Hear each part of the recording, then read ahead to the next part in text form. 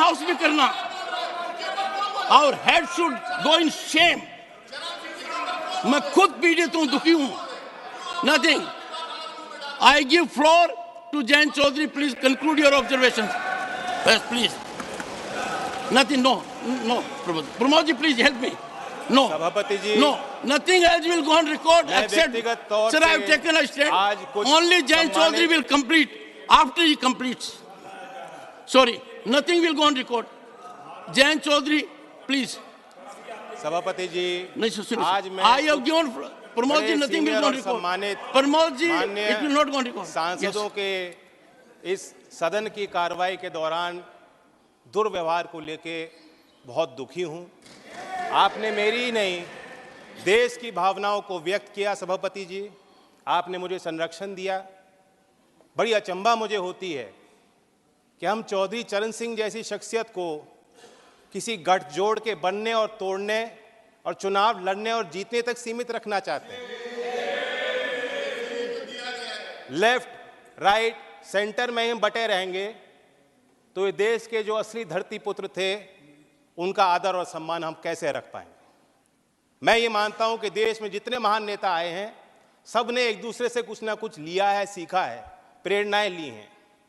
चौधरी चरण Singh ji Gandhian simplicity को अपना असूल बना के उन्होंने जीवन जिया। महात्मा गांधी जी के ग्राम स्वराज को अपना, उनकी मूल फिलॉसफी का वो हिस्सा और चरित्र का हिस्सा रहा।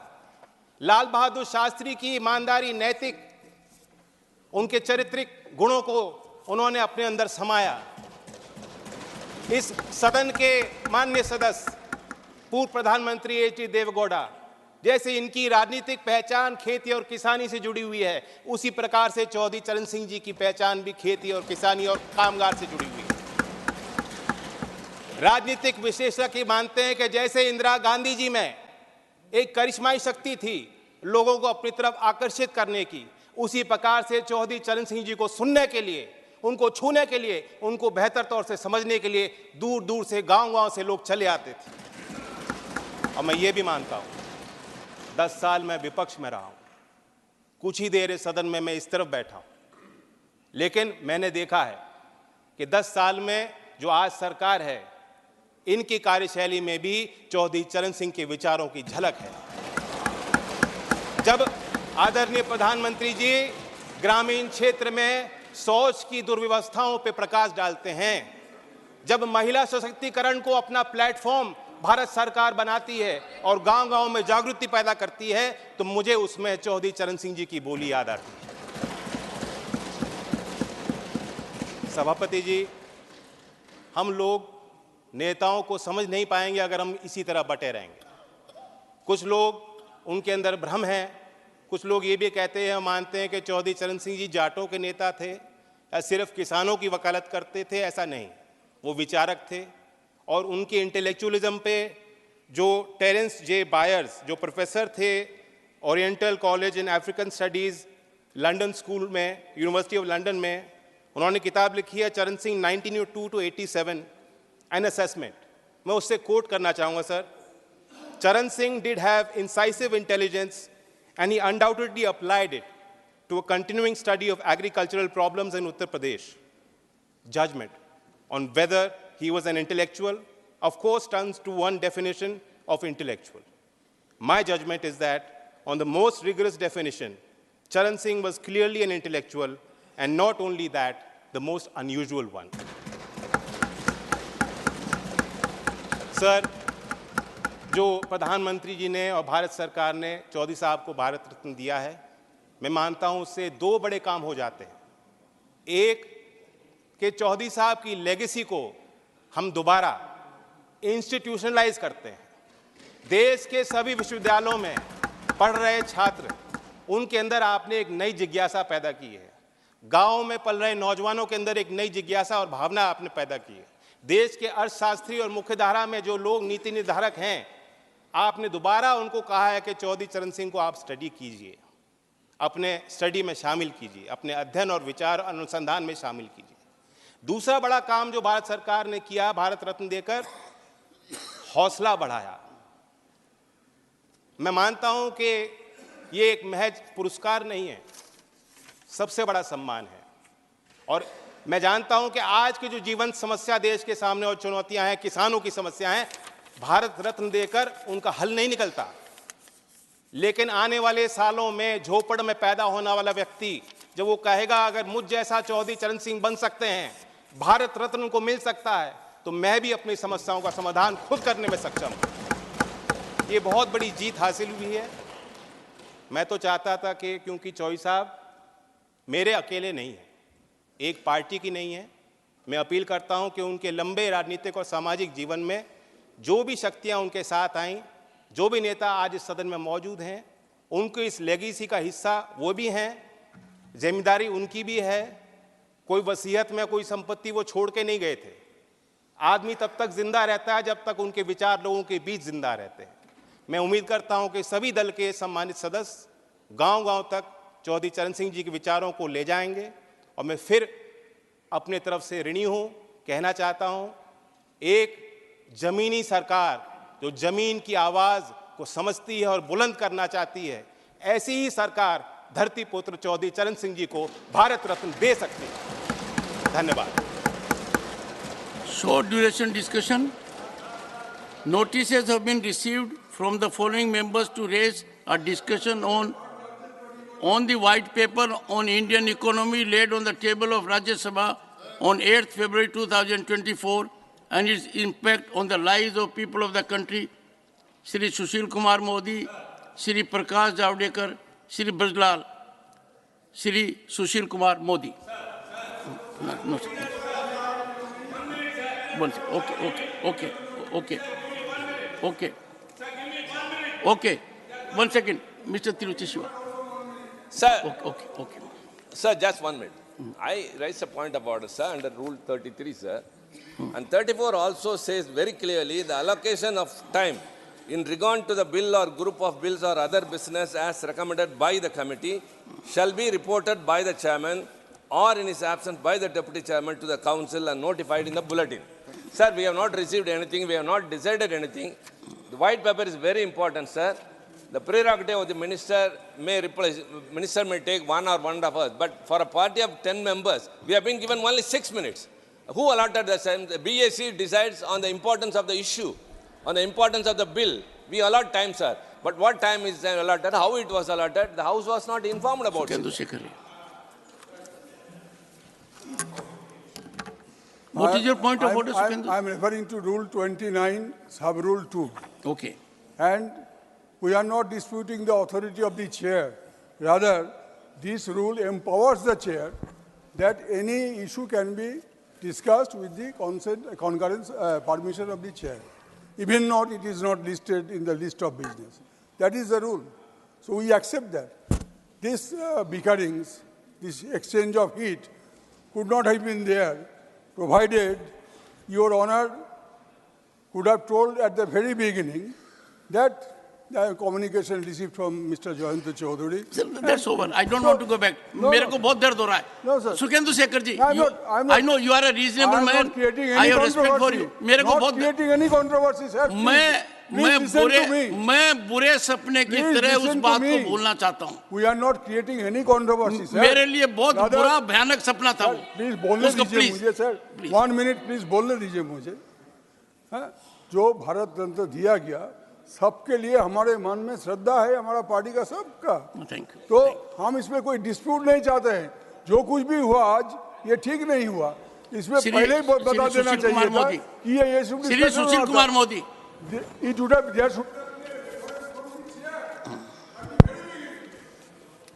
सभापति महोदय, मैं सबसे पहले देश के प्रधानमंत्री श्री नरेंद्र मोदी जी को धन्यवाद देना चाहूँगा, जिन्होंने पूर्व प्रधानमंत्री श्री PV नरसिम्हा राव, श्री चौधरी चरण सिंह, स्वर्गीय चौधरी चरण सिंह और MS स्वामीनाथन को भारत रत्न देने का फैसला किया। Let him speak, please. Please take your seat.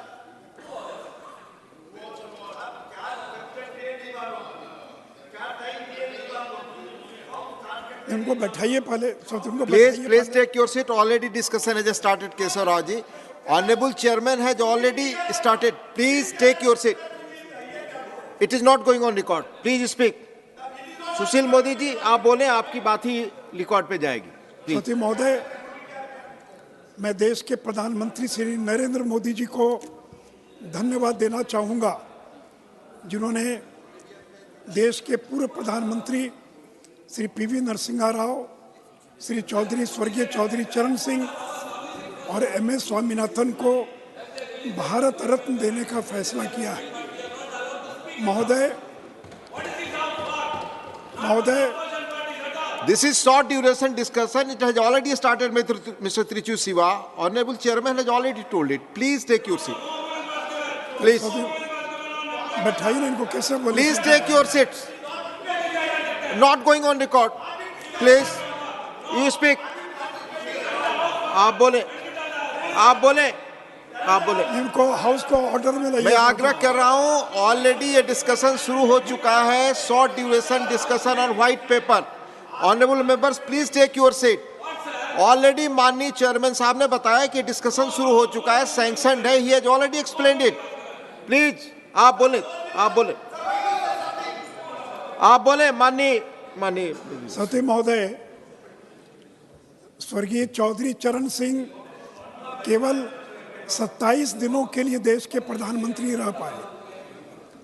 Congress ने समर्थन देने का ऐलान किया, लेकिन विश्वास मत हासिल करने के पहले कांग्रेस से समर्थन वापस ले लिया और इसमें चौधरी चरण सिंह जी संसद का मुंह नहीं देख पाए. और उसी प्रकार PV Narasimha Rao, white paper पे आप बोल रहे हैं, उसी पर बोल रहा हूँ जी, बोले.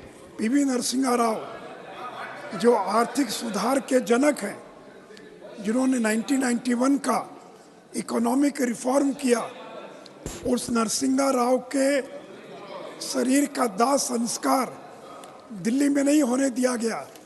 नरसिम्हा राव जी का दाह संस्कार आंध्र में ले जाकर किया गया. उनका स्मारक कांग्रेस ने बनाने का काम नहीं किया.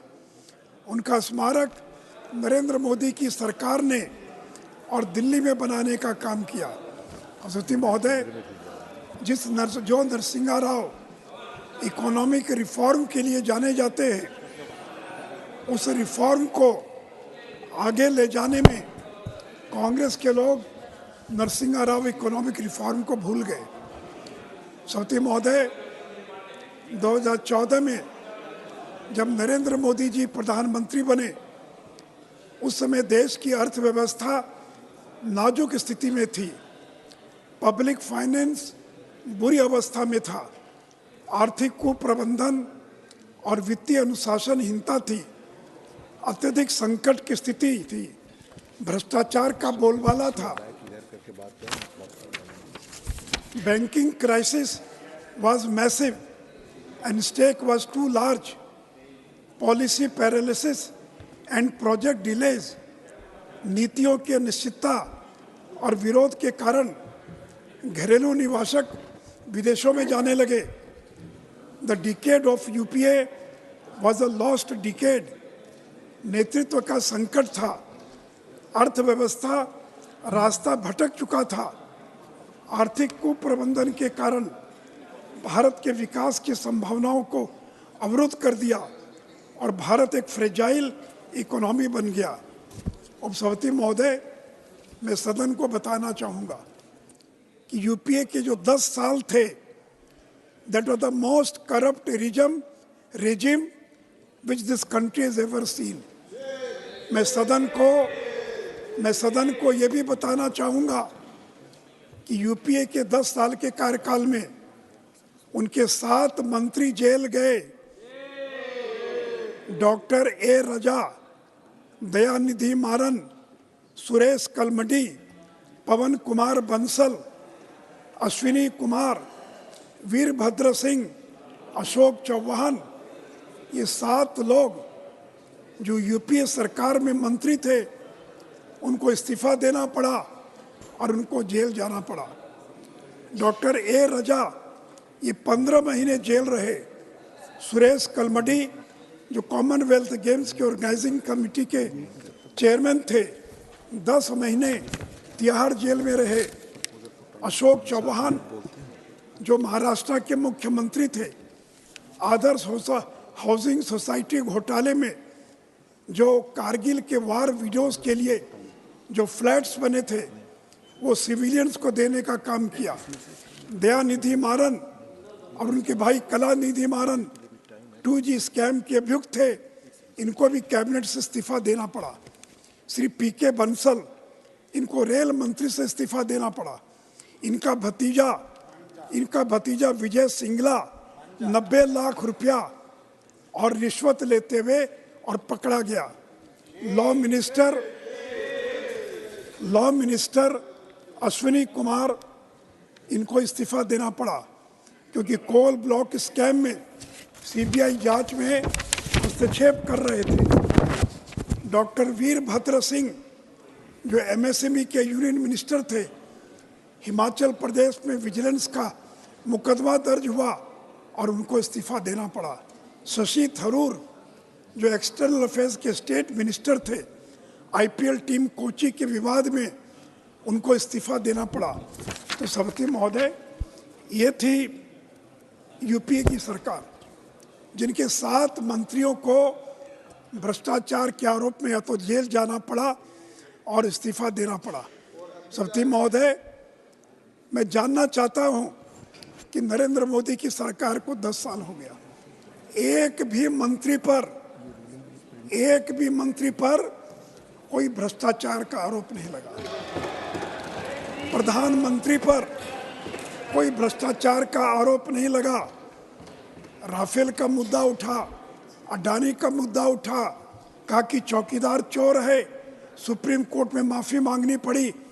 और सभापति महोदय, ऐसी सरकार 10 साल तक सरकार में रहे और नरेंद्र मोदी जी लंबे समय तक गुजरात के मुख्यमंत्री थे, एक भी आरोप भ्रष्टाचार का नहीं लगा।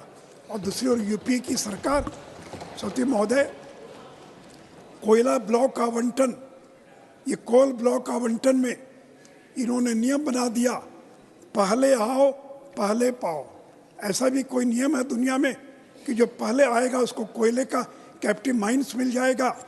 CAG के अनुसार 1,86,000 करोड़ का नुकसान हुआ। सुप्रीम कोर्ट ने 2014 में ऐसे आवंटन को रद्द कर दिया। 47 मामलों में फाइनल रिपोर्ट सबमिट हो गई, 14 में अभियुक्त को सजा हुई है। और दूसरी ओर जब नरेंद्र मोदी प्रधानमंत्री बने तो कोयले का ट्रांसपेरेंट तरीके से ऑक्शन हो रहा है, कोयले का रिकॉर्ड उत्पादन हुआ है। आज़ादी के बाद 893 मिलियन टन रिकॉर्ड उत्पादन हुआ है। 2014 की तुलना में 57.8% उत्पादन में वृद्धि हुई है। सभापति महोदय, कोयले के कारण जो भारत पावर डेफिशिएंट था, India is become power sufficient country. 2014 के बाद 1,96,000 मेगावाट जनरेशन कैपेसिटी का इजाफा हुआ है। ग्रामीण क्षेत्रों में जहाँ पहले 12 घंटे बिजली थी, अब 20 घंटे बिजली मिल रही है। और अर्बन क्षेत्रों में 23.8 घंटे बिजली मिल रही है। सती महोदय, 2G स्कैम कौन नहीं जानता है? 1,76,000 करोड़ का घोटाला हुआ। जो पोटेंशियल रेवेन्यू लॉस है वो 1,76,000 करोड़ है। नरेंद्र मोदी की सरकार बनी। Please take your seat, please आप बोले। सती महोदय, nothing is going on record, let him speak please. पारदर्शी तरीके से हुआ है। 5G को दुनिया में सबसे फास्टेस्ट तरीके से रोल आउट किया गया।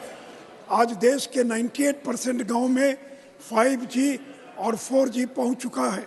और सती महोदय, जहां यूपी के ज़माने में 2G स्कैम हुआ, वहां 5G के कारण 3 लाख करोड़ सभी टेलीकॉम सर्विस प्रोवाइडर को ग्रॉस रेवेन्यू प्राप्त हुआ है। तो भाई नहीं, तो 5G के स्पेक्ट्रम ऑक्शन से सरकार को 1.5 लाख करोड़ का फायदा हुआ है। सत्य महोदय, UPA decade was a lost decade for telecom. BSNL को बर्बाद कर दिया इन लोगों ने। बीएसएनएल जो 2004 में $6 बिलियन की कंपनी थी, 2014 में वो लॉस मेकिंग कंपनी में बदल गई।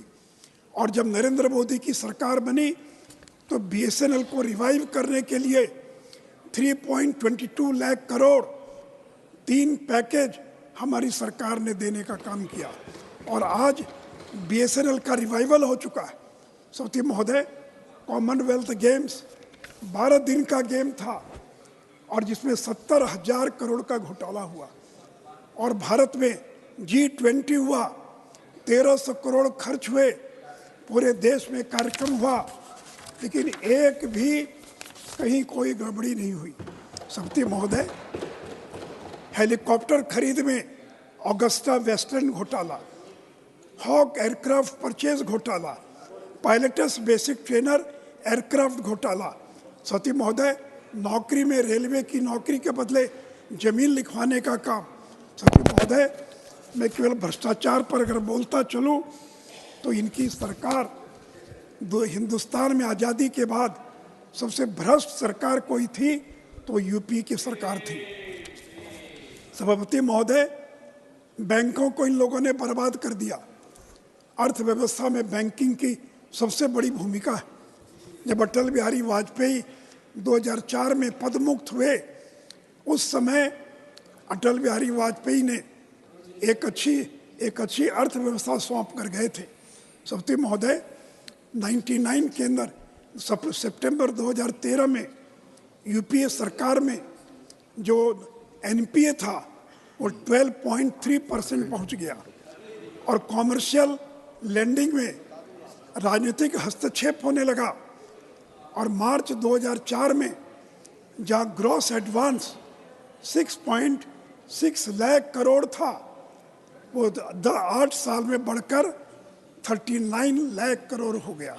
सभापति महोदय, 6.6 लाख करोड़ से बैंकों का लोन बढ़कर 39 लाख करोड़ हो गया। बैंकों को फोन पर निर्देश जाता था, फलाने उद्योगपति को कर्जा दे दो, और बैंक फोन बैंकिंग के बदौलत कर्जा दिया करता था। और आज क्या स्थिति है सभापति महोदय? 2023 में जीएनपीए 4.4%, नेट एनडीए केवल 1% है और आज बैंकों का स्वर्ण युग है।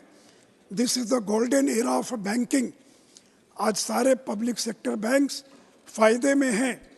1 लाख करोड़ से ज़्यादा का प्रॉफिट 22-23 में बैंकों को हुआ है। और सौती महोदय, बैंकों को अगर आज फायदा हुआ है तो उसमें भारत सरकार ने 3.10 लाख करोड़ 5 साल में रिकैपिटलाइज करने के लिए और बैंकों को पैसा देने का काम किया है। सभापति महोदय, इन लोगों को मौका मिला आर्थिक सुधार करने का। नरसिंहा राव का नाम लेते हैं, लेकिन 2004 के बाद एक भी आर्थिक सुधार इन लोगों ने नहीं किया। और जब नरेंद्र मोदी की सरकार बनी तो हमने इस देश में जीएसटी को लागू किया, सभी राज्यों को लेकर जीएसटी लागू किया। आपने तो घोषणा की थी कि 2010 में जीएसटी लागू करेंगे।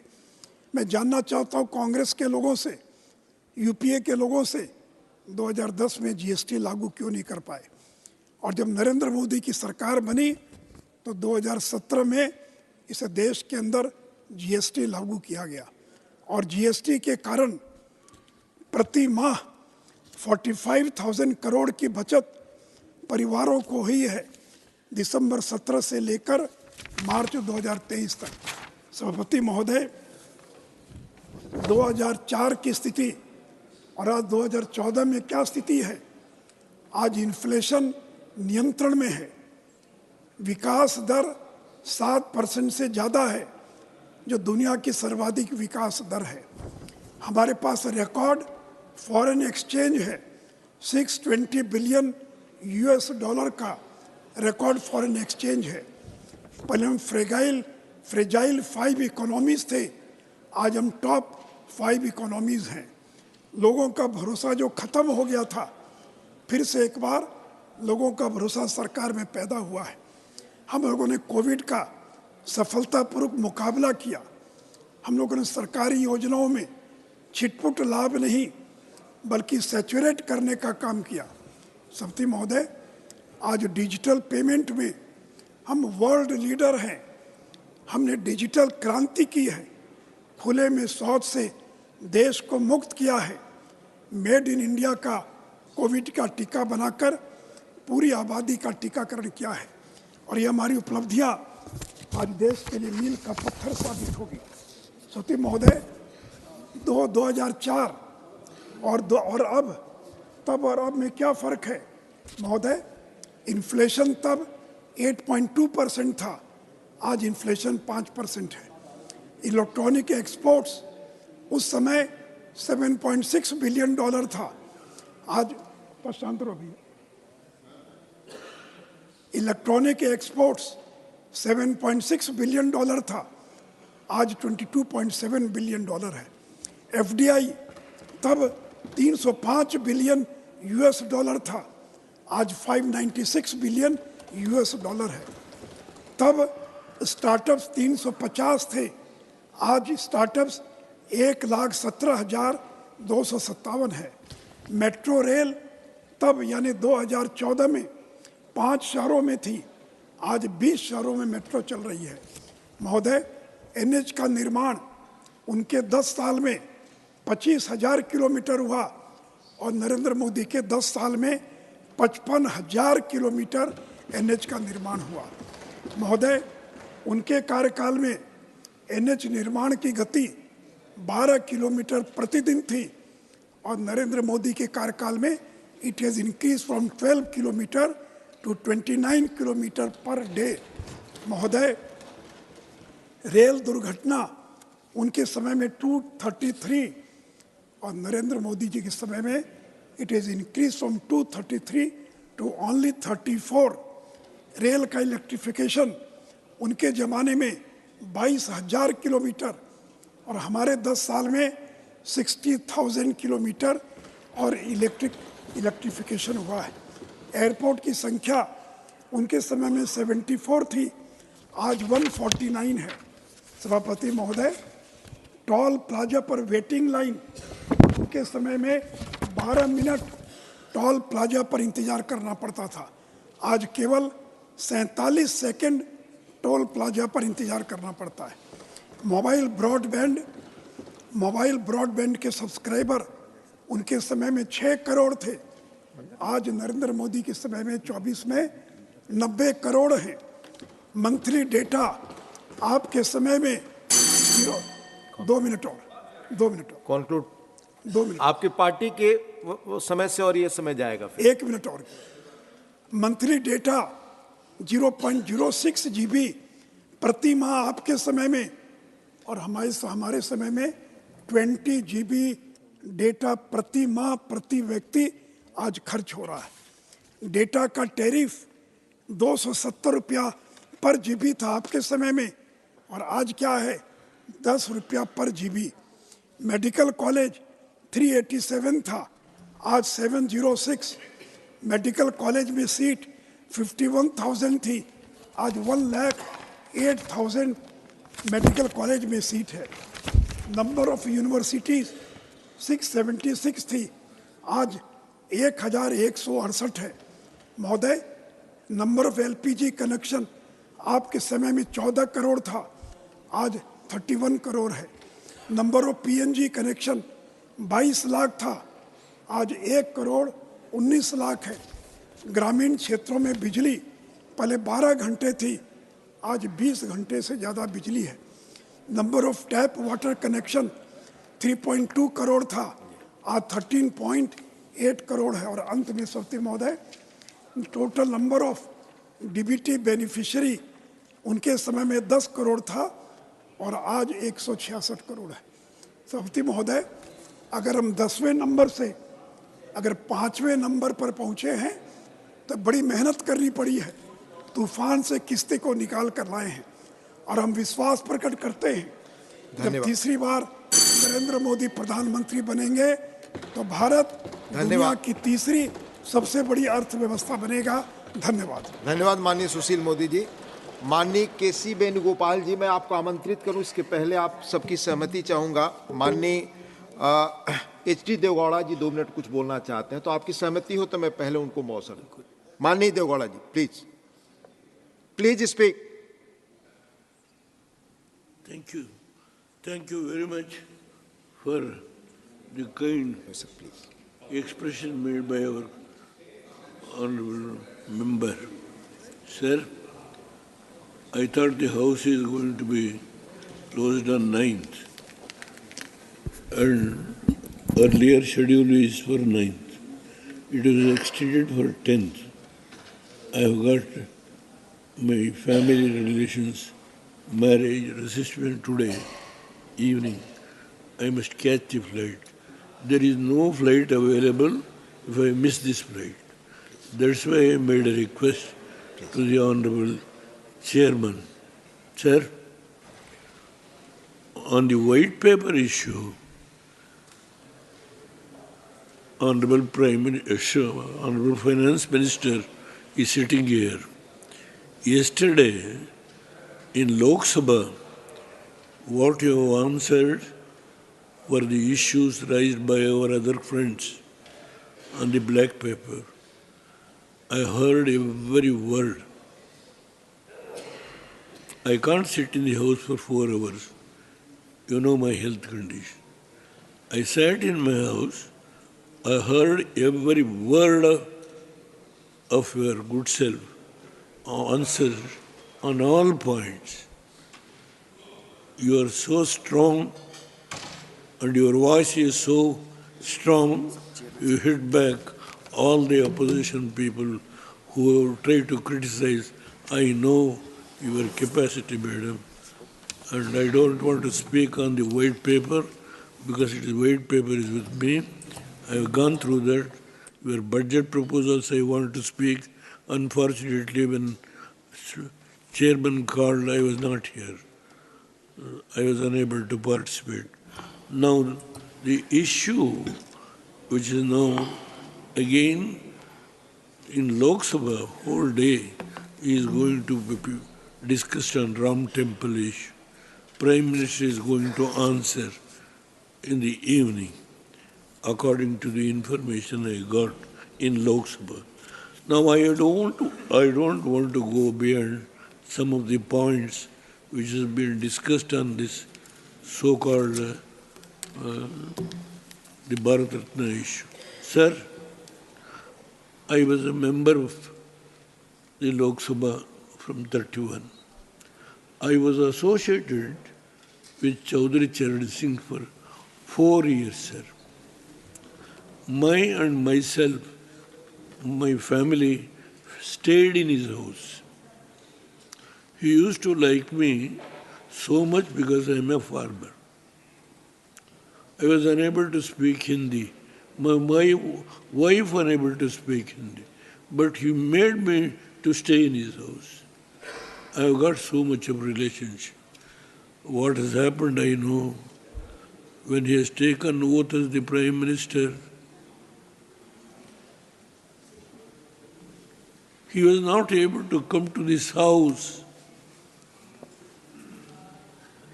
When the agenda was fixed to meet the Lok Sabha, the previous day it was withdrawn. It was such a sorrowful day for me. I know Chaudhary Charan Singh. He is an honest to the core. Honest to the core, how people try to demolish his name, I know everything. I don't want to go beyond that. The book he has written, referred by my young gentleman, I know that. I have gone through that book, I have got that book. I can speak volumes. He was unable to come and sit in this house as Prime Minister. late Sanjeev Reddy appointed him to conduct the election. I can speak volumes on so many issues. The progress of this country during the period of 10 years, what has been yesterday, madam, made sufficiently to meet the charges made by our other colleagues on black paper. I will leave at that stage. Sir, Swaminathan, first time I met him in Philippines in 1974. I know what is Swaminathan. And I was 10 months. I also took his service for Green Revolution. Narsimha Rao ಬಗ್ಗೆ I can speak volumes. I don't want to go beyond that. Only on Ram Temple, I will conclude in 4 or 5 minutes. Sir,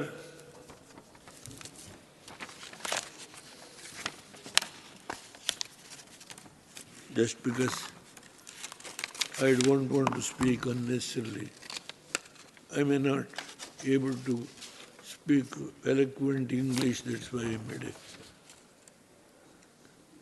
Sir, I and my wife both attended the consecration of the Lord Rama temple in Ayodhya. It was a great moment of personal joy and devotion for me, like it was to millions of Indians. Ayodhya Ram was existed in our hearts and mind is an image that our ancestors and elders have permanently created. Lord Rama is a symbol of righteousness. He is a symbol of love and graciousness. He is a man who followed Dharma and Raj Dharma. He was a very accommodative and reflective. It is these values ancient in Lord Rama that drew Mahatma Gandhi to him. He was Gandhiji. It was Gandhiji who made Lord Rama a symbol of the great virtues of our nation. It is through Lord Rama and his divine blessings that he united this nation and laid the foundation for our harmonious future. It is through the moral strength that Lord Rama gave that he fought the British Empire.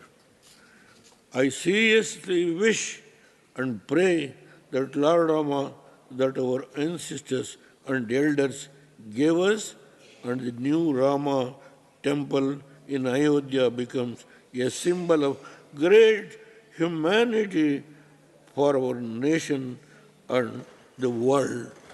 So lastly, I congratulate the Honorable Prime Minister, who has actually, when Rama statue was installed, 10 days he has a vrat, taking juice and water, fruit. He is such a person who actually performed the function. I was so happy, and I must be very frank, not to praise the Prime Minister. He was so dedicated, sincere for performing that function with Pandits. I was there. Sir, about Chaudhry Charan Singh or Narsimha Rao or Swaminathan, volumes we can speak.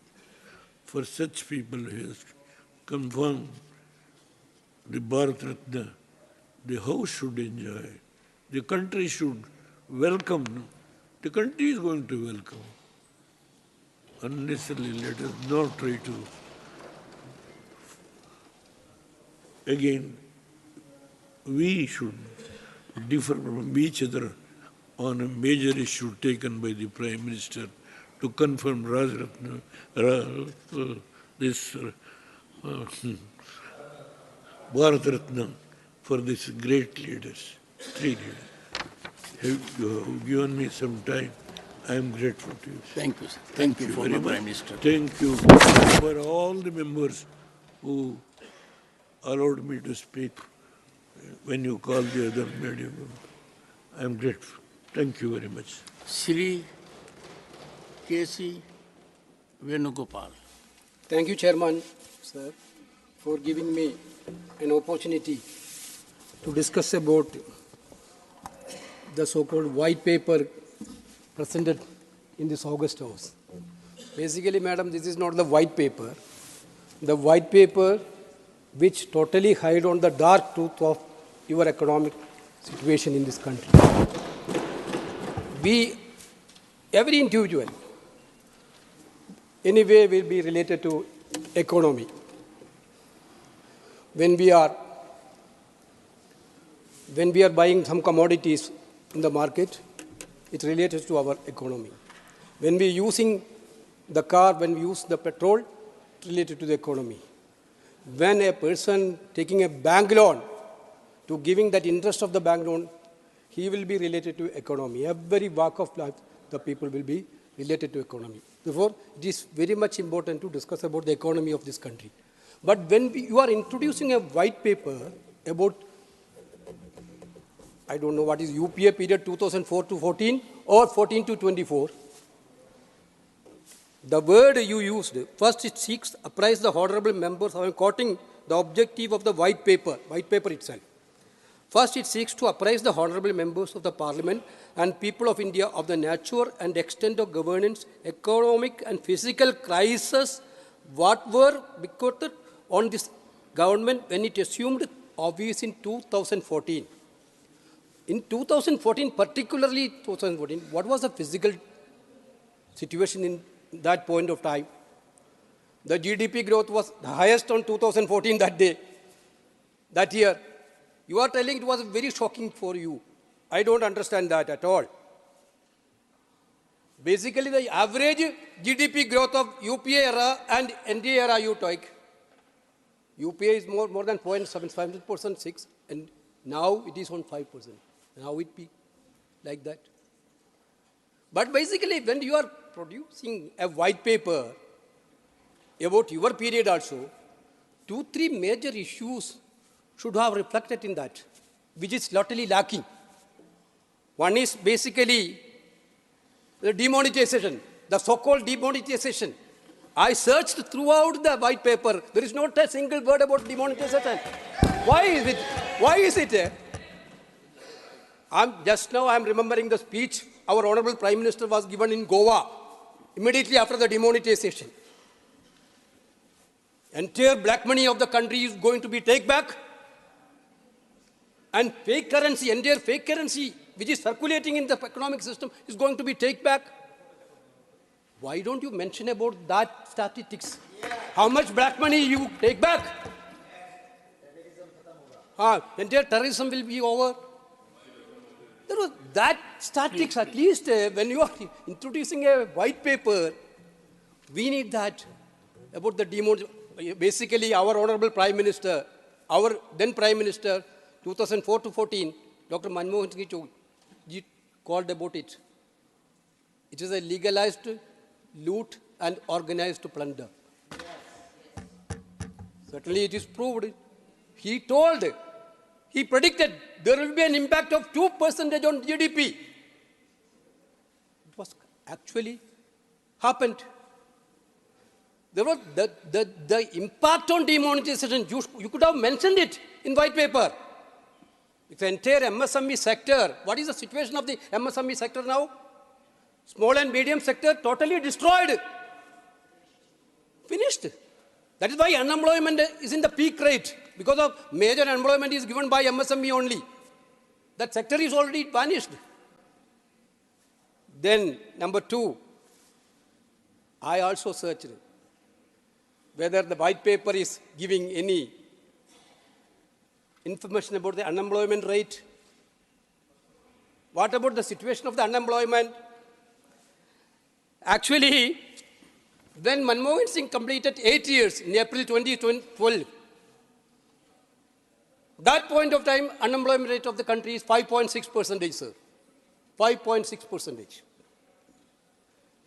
Comparison, now after completing 8 years of Narendra Modi ji, in 2012-22, that entire data is not is revealing. Now we have Right to Information Act, but nothing is coming out. Now information is coming out. But we have an information that in 2022, unemployment rate is about 8%, from 5.6 to 8%, which is less, sir. Why don't you talk about the unemployment in this country, in this white paper? Entire youth of this country is eagerly waiting for that only. When they are going to get employment? Why this situation of the youth now? There is no answer for this. If there is an answer, nothing. Then any poverty, any information about the poverty? When UPA was in power, we brought down 27% of the people below poverty. You have taken out of that 23% to above poverty. Now, global ratings we have yesterday, I think Tiruchi Shiva already quoted that. Our position in the global, our hunger index, he quoted about. We are in 111 position, 111. There is no mention about poverty. Sir, I think about when Manmohan Singh ji was in power, our honorable, then Gujarat Chief Minister himself told, our rupees are in ventilator. The devalue of rupees. Yes, Manmohan Singh ji's period also, the global economic crisis was there. Rupee has been devalued around 22% one point of time. Now the devalue is around 32%. Where is it rupees now, madam? That point of time it was in ventilator. Now where is it in Europe? Yeah? Nothing is there. Then here, not many talks of, sir. Unfortunate talks happened because of the Bharat Ratna things. Chaudhary Charan Singh, the stalwart of this country, was the stalwart of this country. Narasimha Rao was the Prime Minister of the country. That period, our economy was in a great danger when he took over as a Prime Minister. He made drastic changes through Manmohan Singh ji as a Prime Minister. Of course, I elected from Alleppey, where Dr. M.S. Swaminathan, born in Mangombu, the great warrior of this country. Actually, we totally, completely agree with the point that Swaminathan ji, where we are now in the food security situation, we have to remember Swaminathan ji. Who have given maximum opportunity to Swaminathan ji, sir? Indian Council of Agriculture Research Chairman, who made him? Who made him nominated member of this August House? Not only, he deserved it. It is not a mercy to him. He deserved it. He deserved more than it. Then Padma Vibhushan, because he is that type of person. We are very happy that giving Bharat Ratna to all these people. We are not against anything. Chaudhary Charan Singh, who made Chaudhary Charan Singh as the Prime Minister? Don't dispute. When you only choose this for political purpose, Congress never used this name for political purpose. That is the only difference. You will use Bharat Ratna for also election. Why otherwise? Why don't you last year? Why you have lost 10 years? Why the last? That's also extended day you are discussing.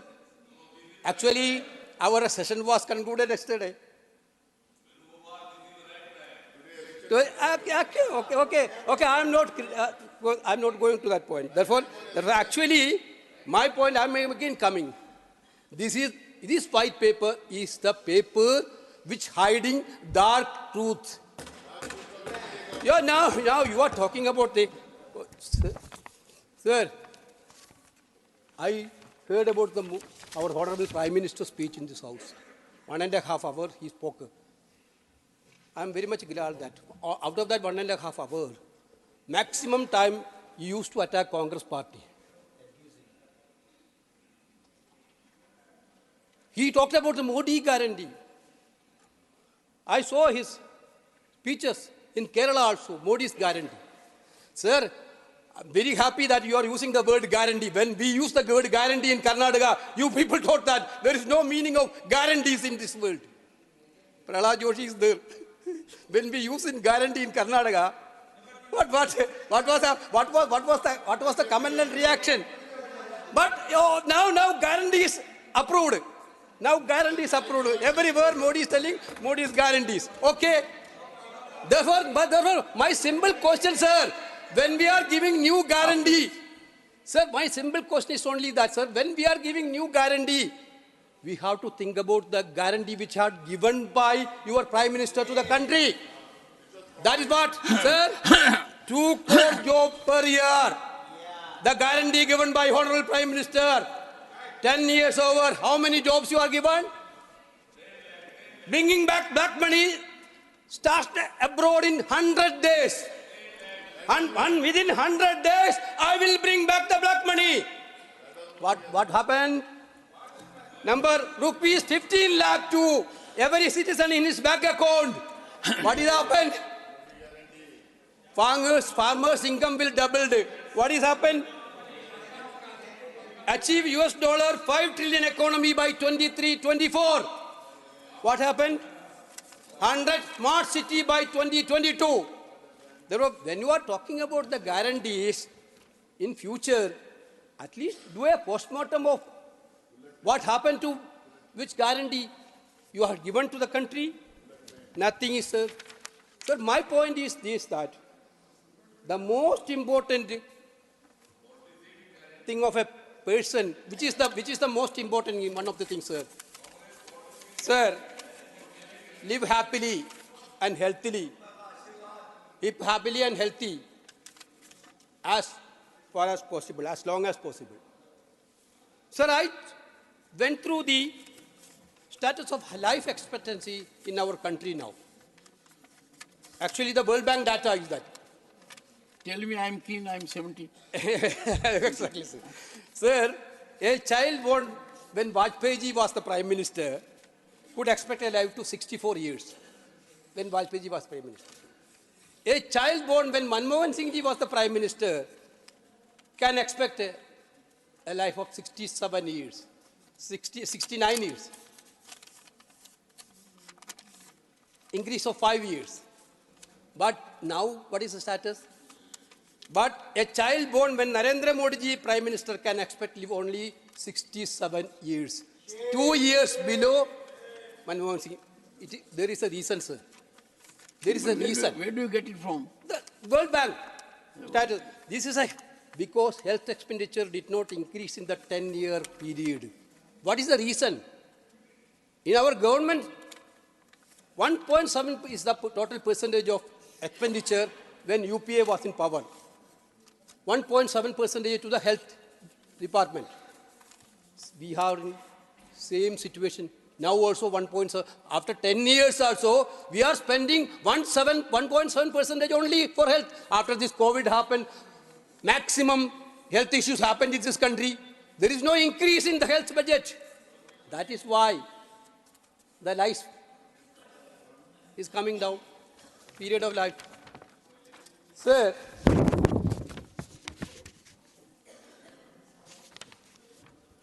education. When UPA was in power, 2.2% was in 2004. When UPA come into power, that point in time, 2.2% is the expenditure rate. But UPA increased drastically, more than doubled, 4.6% in 2014, when it is out of power. What this government has done, This government slashed it down to 2.9%, from 4.6% of 2014, now it is 2.9%. You are talking about Beti Bachao, Beti Padhao. What is that? Now the female literacy, you can take the statistics also. When UPA was in power, 1.3% female increases. Now it is 0.6% increase. Female literacy, I'm talking about. You can verify. Sir, major impact. Manmohan Singh government had spent 16% for subsidies for poor people. This government cut the subsidy for the poor people from 16 to 9%, sir. Sir, that is why India gained 9.4 percentage points in Human Development Index during UPA period. Now it is become 0.4%, a very, very low level. Sir, these all things is leading to a clear fact that UPA period, we have done a much better job to managing the deficits. The Modi government boasting is there very much. PR work is there very much. Every day they are giving maximum advertisement by using public exchequer. But propaganda mechanism is there, decoration words will be there. But you have to understand the country's financial situation is very bad due to bad financial management. I'm talking about the poor people's situation, living condition. The poor are become poorer, richer are become richer. The gap between poor and rich is increasing. You are only interested to corporate world. Sir, madam, your annexer 2 in the white paper boasts that India's average per capita GDP has grown roughly from $4,000 to $6,000. You are using that word very cleverly. You are using the word average per capita GDP. But per capita GDP will increase, sir, certainly in a developing country like India. But unsaid truth is there, sir. Annual average per capita GDP growth fell from 5.9% during Manmohan Singh tenure to 3.8% in Modi's tenure. In other words, the average Indian people income grew much faster when Manmohan Singh was Prime Minister than Modi's tenure. This is the clear fact.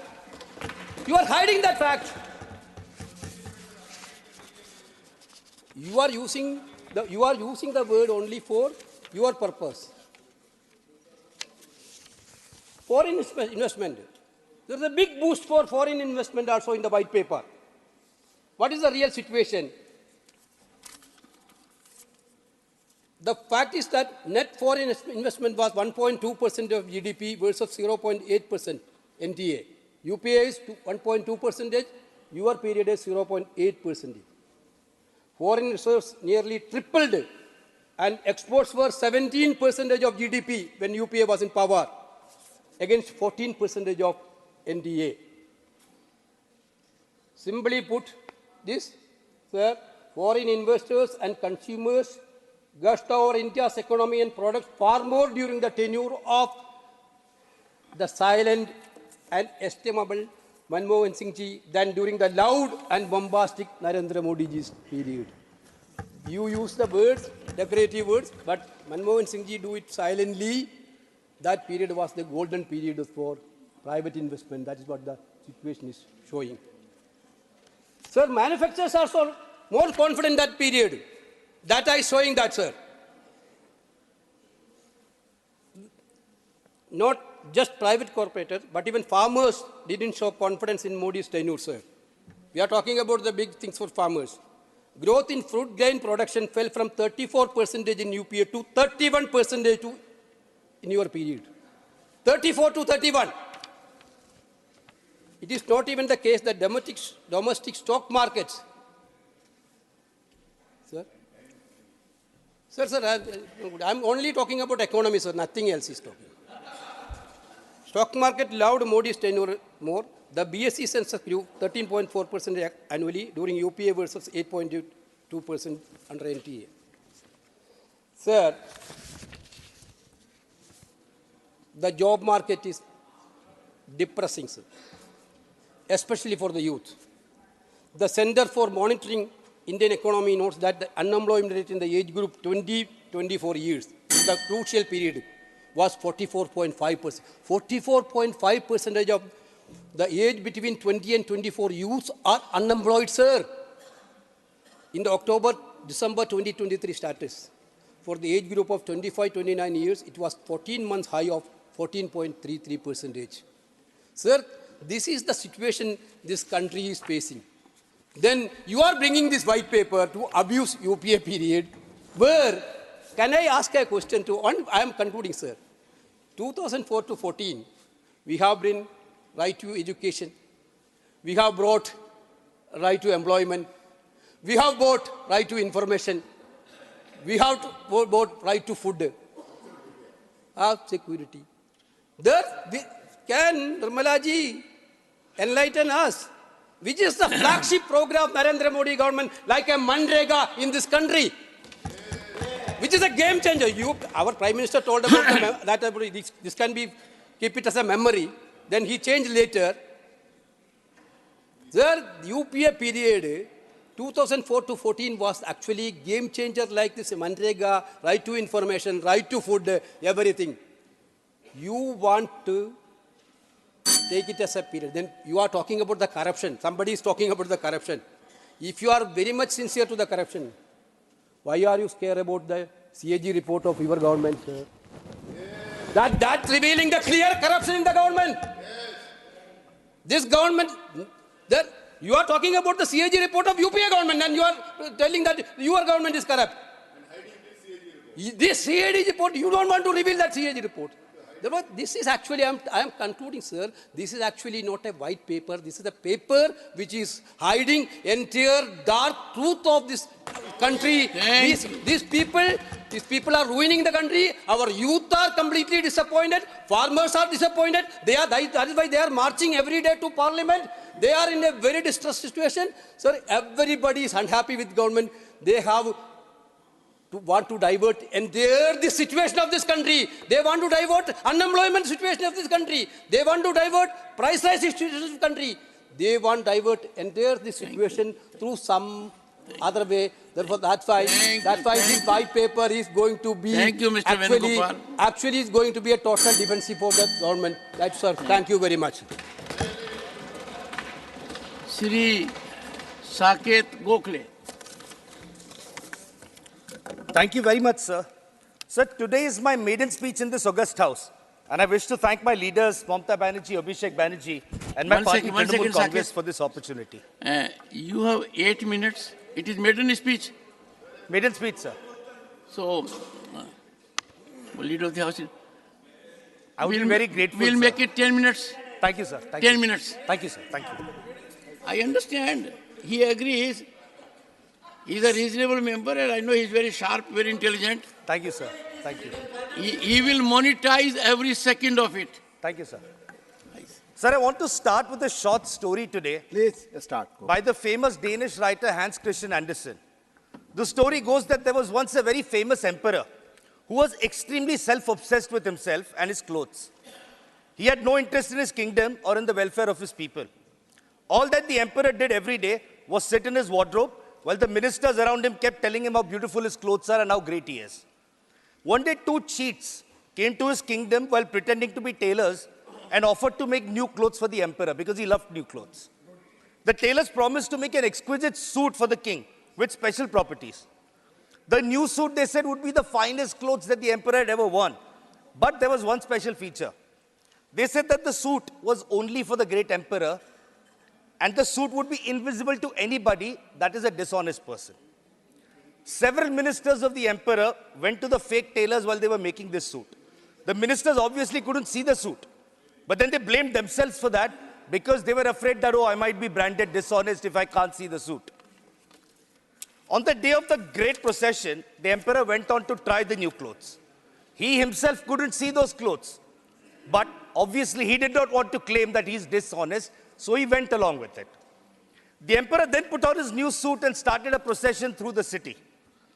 People across the kingdom had heard about the emperor's new clothes, which were so special they would be only visible to those who are honest.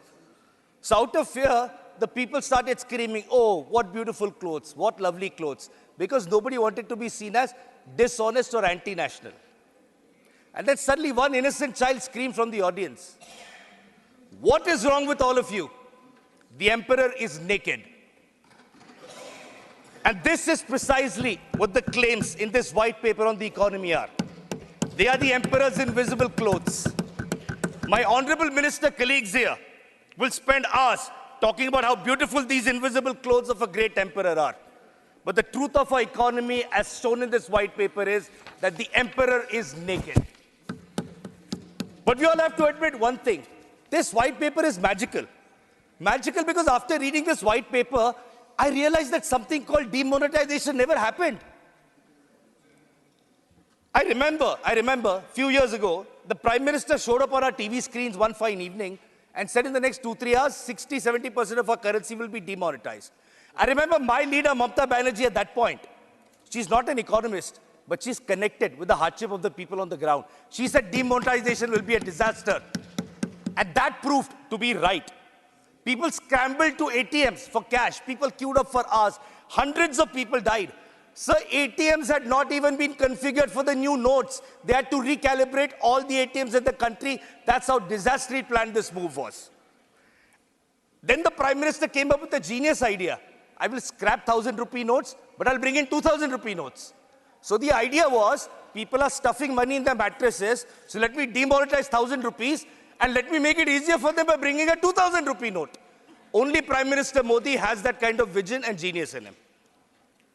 Sir, after that, a Prime Minister went to Japan and laughingly in front of a crowd, he said, "Ghar mein shaadi hai, lekin paise nahi hai." Ha ha ha ha ha. That was the level of cruelty and contempt shown for the poor people of India. So what happened after demonetization? 99% of the cash came back into the economy.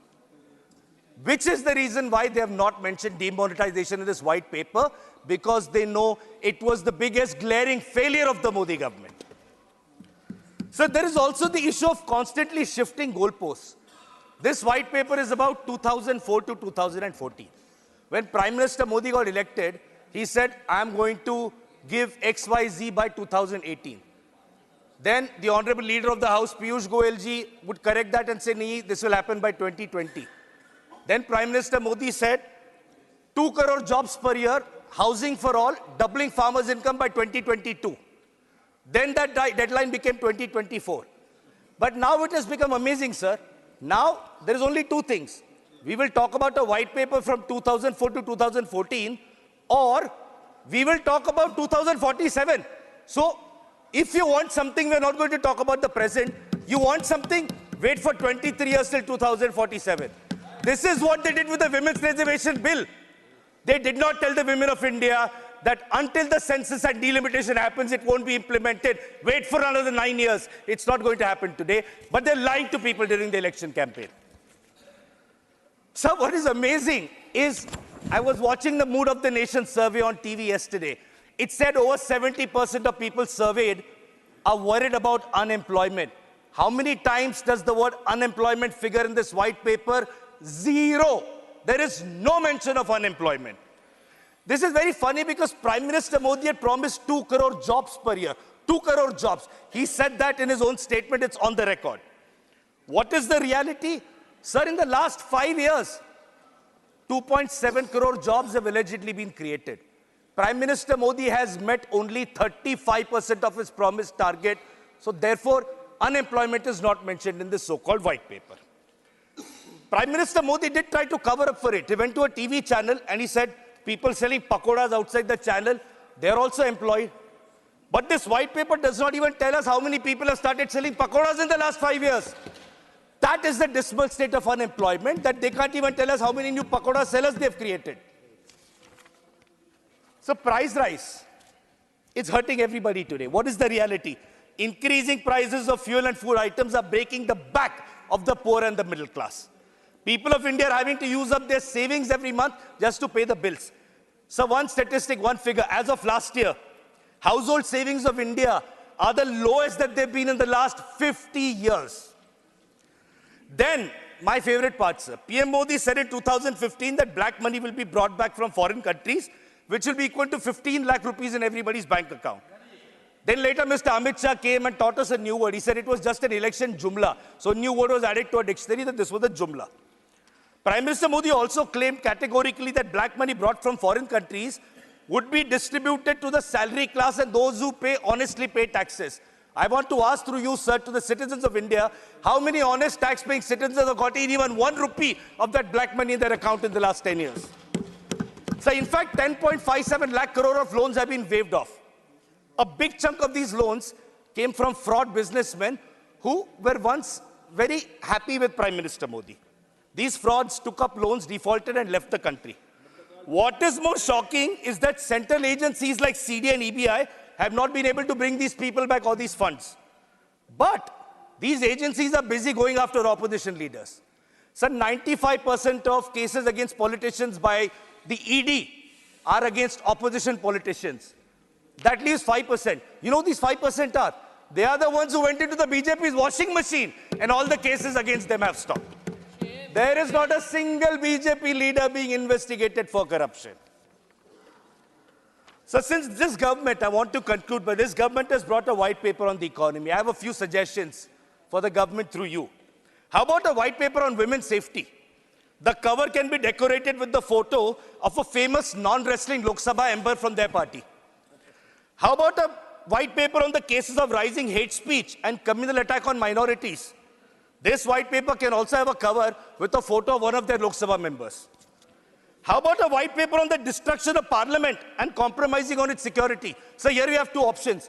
We can have that white paper with a picture of 146 suspended MPs who dared to question the Home Minister, or we can have one of their Lok Sabha MPs who has a habit of inviting everybody all and sundry to the parliament.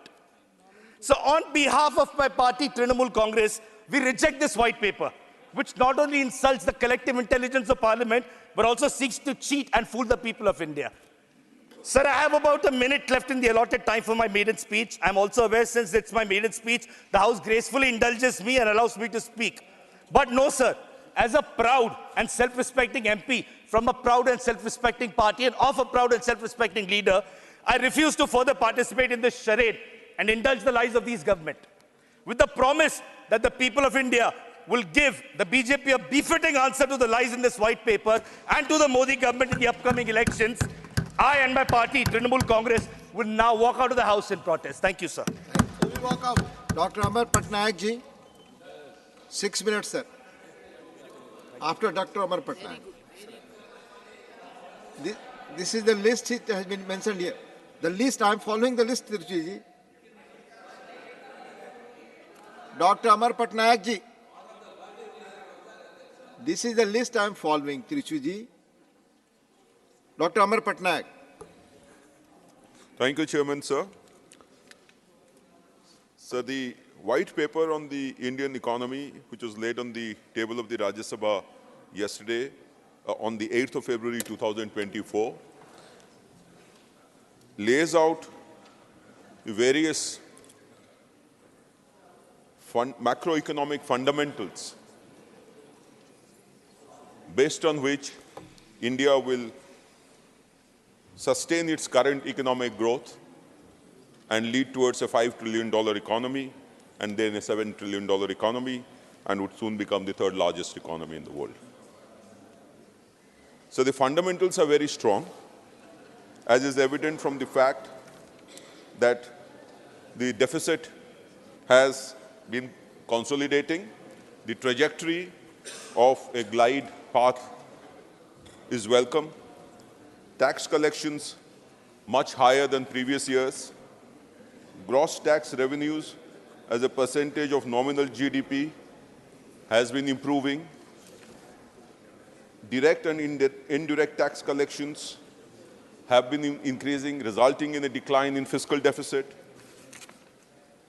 and the focus on the capex leading to crowding in of private investment is also taking place. So while all these are matters for which we should be proud of and be confident that the economy is in safe hands and economy is doing well, the important thing to realize is that Viksit Bharat will depend on Viksit states. The states will also have to be improved. I am happy to note that in the budget speech, Honorable Finance Minister had said that the emphasis would be on the eastern part of India, the eastern states, like the aspirational districts program or now the aspirational blocks program. These states are the aspirational, these are the states which will going to be the powerhouse or powerful economically for the country if they are nurtured properly.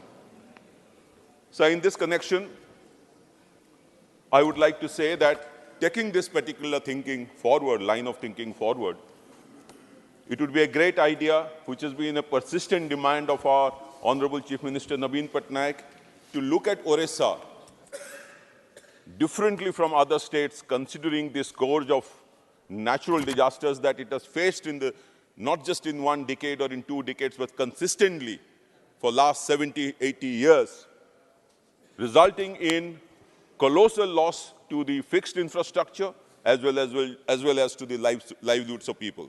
And therefore, the demand for a special focus state, either by terminology or by changing the sharing pattern from 60-40 or 75-25 to 90-10, could be considered by the central government, now that the economy is doing well. Another aspect is increasing the share of divisible pool to the states. If we look at the actual transfer that is taking place, it is in the region of 30 to 31%. So if it can be increased because of the way economy is performing, I think it would be a great boon, particularly to states like Odisha, who need this money.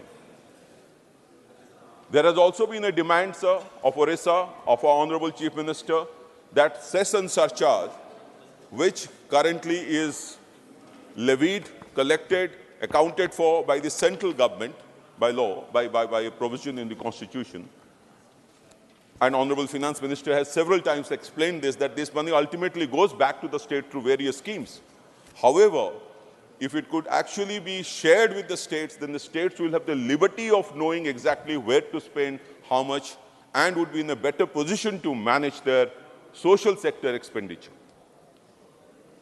So if cess and surcharge were not a part of the gross divisible pool, states would have got rupees 732,141.91 crores, and Orissa would have got 33,151 crores extra. So we are the second largest producer of coal. Coal is exported from our state, but we don't get any portion of the cess that is collected towards revamping the environment that is destroyed because of this extraction. So we had demanded that if some portion, at least 60% of this cess in some form, could actually be coming to the states, then it would be helpful for us to, to do environmental protection work around these extractions. We have been also demanding, sir, adequate funds for management of disasters and building disaster-resilient power and road infrastructure.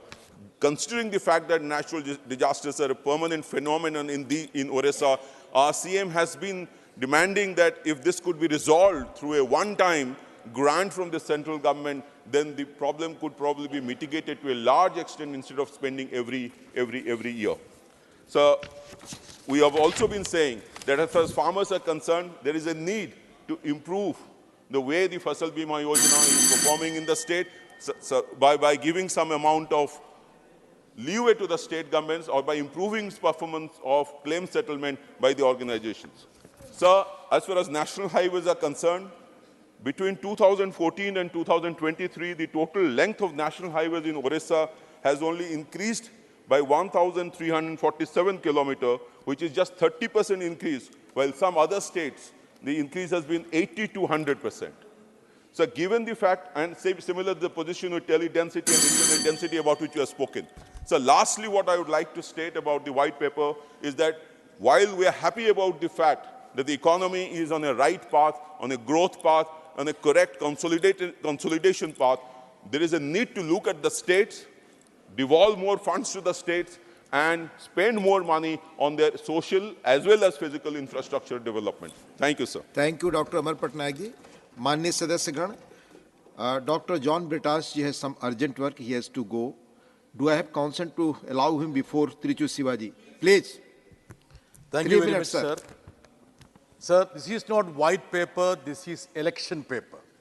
Selective amnesia and cherry picking.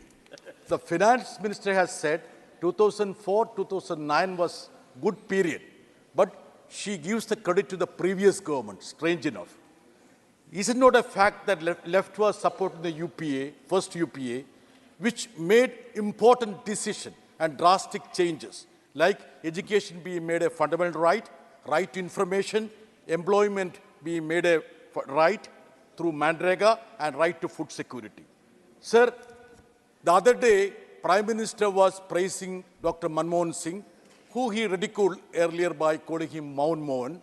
Now, following day, Finance Ministry is slapping a black paper on Dr. Manmohan Singh. I won't be surprised tomorrow this government would be giving a Bharat Ratna to Manmohan Singh, saying that he was denied Bharat Ratna by Sonia Gandhi. This can happen also. Sir, the other day Finance Minister spoke about her abundance to Kerala. There were partial truth to confuse the people.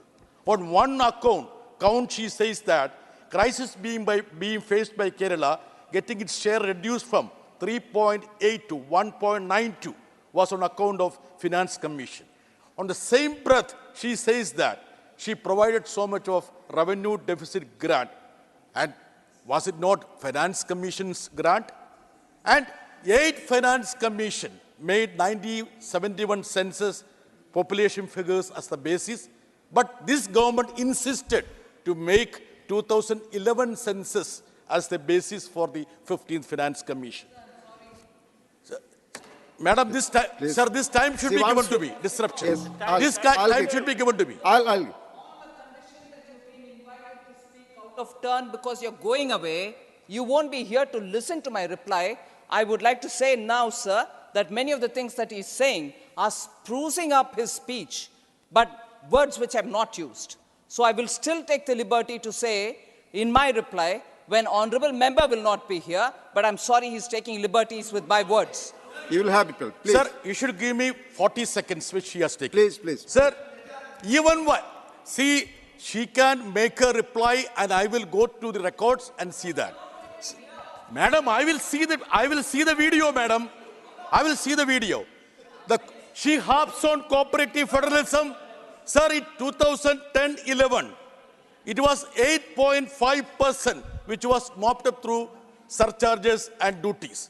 Now it has reached 28%. And this tantamount to the fact that Kerala has lost at least 20,000 crores and the effective devolution to the states, instead of 41% recommended by Finance Commission, it is merely 30%. She can challenge me if I am wrong on that. Sir, our own revenue expenditure, ma'am, is 78.7%, whereas it is 54% in UP, and in MB, Madhya Pradesh, it is 51%. You want to spend 10%, 50%, 20% on centralized sponsored scheme. You want to have branding, even for selfie corners, even for putting up Modi ji's photographs. Sir, what is happening in this country? Can you, turn the state schemes to be a propaganda machine for the BJP government here? Even for ration shop slips, you want Lotus there. Parallelly, instead of supporting the PDS, they are distributing Bharat, Atta, Dal, everything, bypassing the state. Even then, they claim that they are on the path of cooperative federalism, sir. Sir, I salute those great souls who have been bestowed with Bharat Ratna. Sir, one minute. Conclude now. I salute them, sir. Sir, when they are pelting, I would say, bullets on the Kisans, they will talk in terms of Bharat Ratna to a Kisan Putra. Sir, protesting against the discrimination shown to Kerala, we are walking out and we are also not party to any move to communalize the political situation. Thank you, sir. Thank you, Deputy Chairman, sir. Sir, this government, on the end of this term, is extending the House for a day and at the expense of the taxpayers' money is making use of this forum for election propaganda. And this is a very important debate I wish we all wished it to be, because the white paper has brought out the 10 years they say as their achievement and the setbacks in the UPA government. But actually it is not so. If we have to explain, we need adequate time. Whereas everything is the prerogative of the government. They extend the House for a day, yes, you have passed, and you fix the time, and you take more time, but you do not even give the time means. I would like to say, after the 2024 elections, when the India Alliance wins and takes hold of the power, we will bring out a white paper on this government and we will give them adequate time, not strangling their voice. Sir, opposition voice should not be strangled. The TV doesn't focus us. We are not given mic. We are not given time. But we have to let out our voice. What for we have come here? We are representing the people from a region of this country.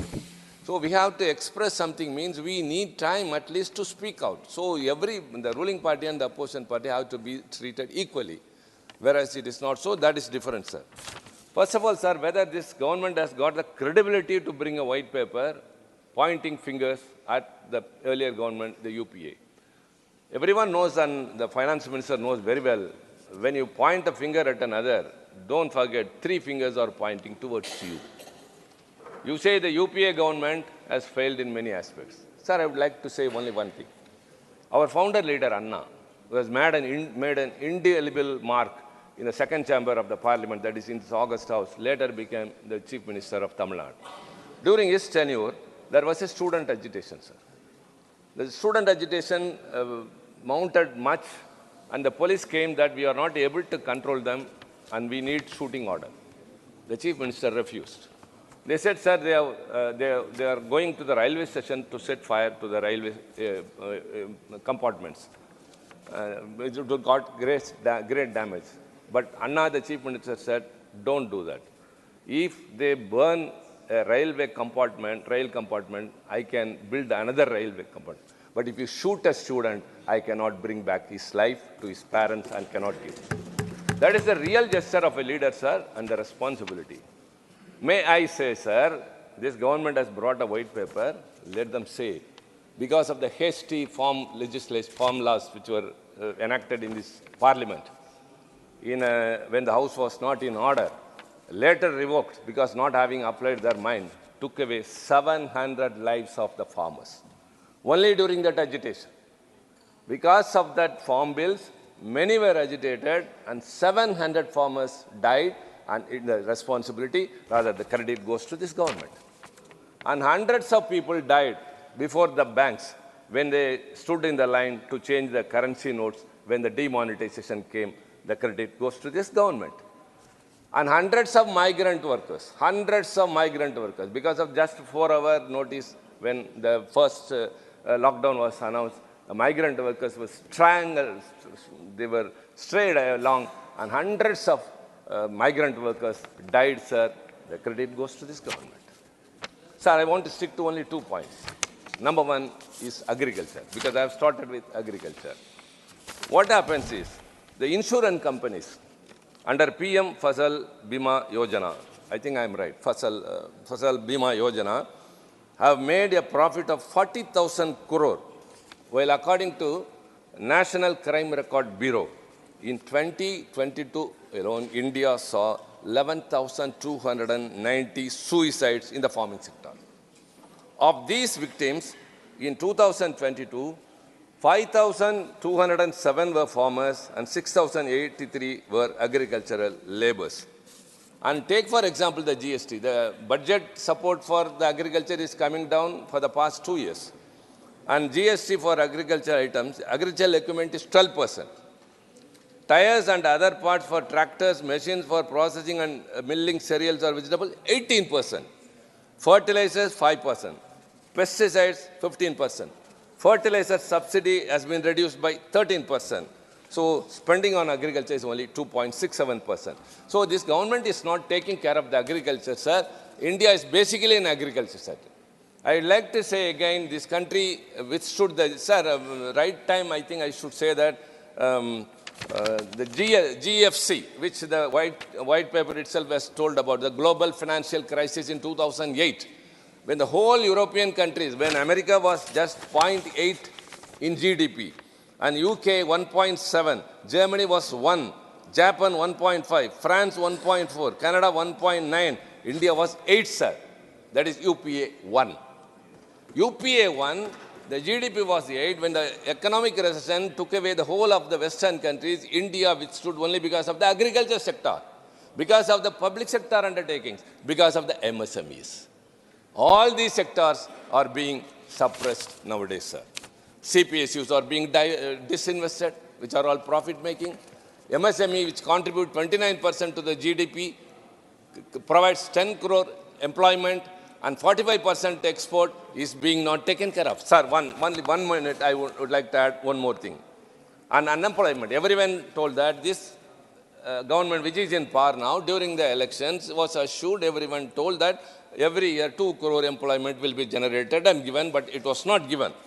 Whereas unemployment in 2012 was 1 crore. Now it is 4 crores. It has increased. Whereas instead of giving employment, unemployment has soared up. During UPA, 75 lakh non-farm jobs every year were created. In this government, only 29 lakh non-farm jobs every year. Sir, 1 in every 3 person is running for a job unsuccessfully.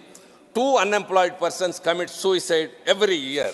And very importantly, sir, 75,000 posts are vacant in central government offices. And 30 lakh positions are estimated. Thank you. Sir, 1 minute, sir. That's why I said it's very important. It's already debate, 1 minute you have taken.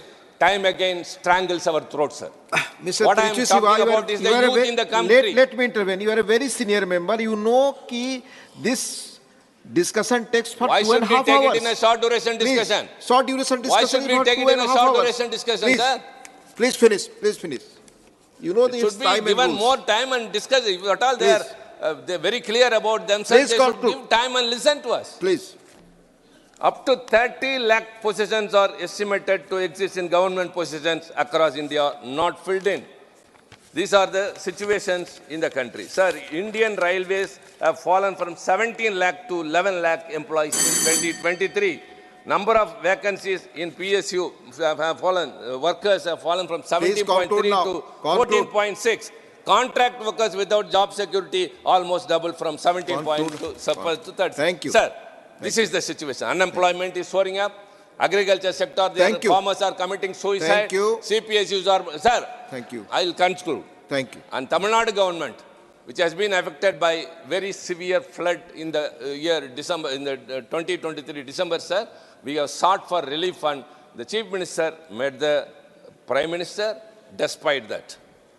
The delegation of members of parliament met the Home Minister despite that. Thank you. The Rajnath Singh, the Defence Minister, visited despite that. We are pleading, nothing is given. Dr. So in protest, sir, Dr. Ashok Kumar Mittal, please. Please. धन्यवाद महोदय. आज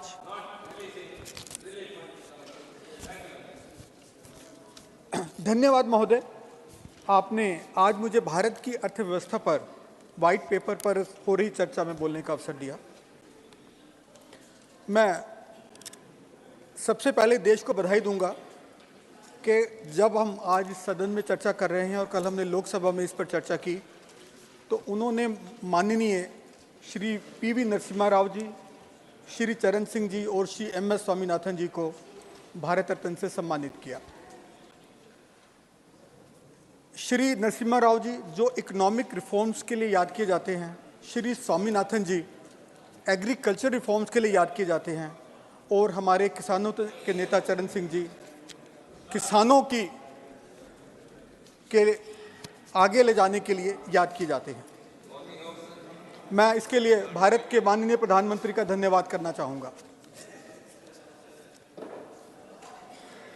sir, इस 60 page के white paper में मुख्यतः 2 चीज़ों पर stress दिया गया है। एक, यूपीए के काल में इकोनॉमिक मिसमैनेजमेंट हुआ है, और दूसरा कि सरकार ने उसको अर्थव्यवस्था को दोबारा पटरी पर ले आए हैं। 2 चीज़ों पे स्ट्रेस है। सर, हम सभी इस बात से सहमत होंगे कि वो सरकार चाहे नेहरू जी की रही हो, शास्त्री जी की रही हो, अटल जी की रही हो, मनमोहन सिंह जी की रही हो, उन्होंने कुछ तो अच्छा कार्य किया होगा, अन्यथा आज हम इस स्थिति पर ना होते। एक छोटा सा अर्ज करूंगा, तारीफ खुद करना फिजूल है। अगर हो तो खुशबू खुद ही बता देती है कि कौन सा फूल है। मेरा ऐसा मानना है कि जो भी अच्छे कार्य हुए हैं देश में, उसको वाइट पेपर में डालना चाहिए और जनता के सम्मुख लाना चाहिए, वो किसी भी सरकार में हुए हों। सर, ये देश का रिपोर्ट कार्ड है, और रिपोर्ट कार्ड में हर सब्जेक्ट के अलग अलग मार्क्स होते हैं। किसी में कम आ सकते हैं, किसी में ज़्यादा आ सकते हैं। तो मैं वित्त मंत्री जी से आग्रह करूंगा कि ये वाइट पेपर को वाइट ही रहने दें, इसको ग्रे ना करें। सर, मैं कल जम्मू कश्मीर के बिल पर बोल रहा था, और जो भारत सरकार ने या वहाँ की सरकार ने जो जम्मू कश्मीर में अच्छे कार्य किए, मैंने उसकी तारीफ की। माननीय मंत्री जी ने इसका संज्ञान लिया और अपने जवाब में कहा कि हमें ऐसे ओपोजिशन लीडर्स चाहिए जो सही को सही बोलें और गलत को गलत बोलें। सरकार ने अच्छा काम किया तो उसकी तारीफ कर रहे हैं, इसके लिए उन्होंने खुशी का प्रगटावा दिखाया। तो सर, मैं भी यही चाह रहा हूं आपसे कि जिस सरकार ने भी, हमारी सरकार नहीं थी कभी भी, लेकिन जिस सरकार ने भी जो अच्छा कार्य किया उसको भी बताएं, जो बुरा कार्य किया है उसको भी बताएं। सर, यदि आपने स्वच्छ भारत शुरू किया तो यूपीए ने मनरेगा लेके आए। आपने जनधन योजना शुरू की तो यूपीए सरकार में US इंडिया न्यूक्लियर डील आया।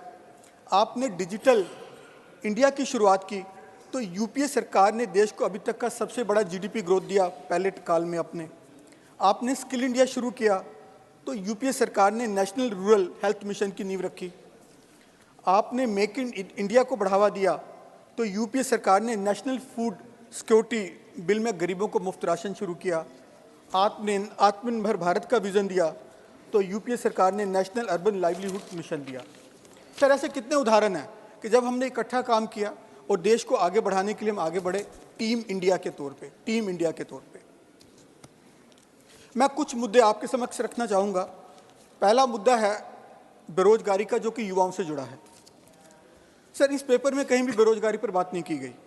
हमारी बेरोजगारी 7% है। हम सबसे युवा देश हैं, लेकिन 10 लाख सरकारी पद रिक्त हैं। और सरकार ने खुद ही कहा कि जब उन्होंने आवेदन मांगे तो 7,22,000 नौकरियों के लिए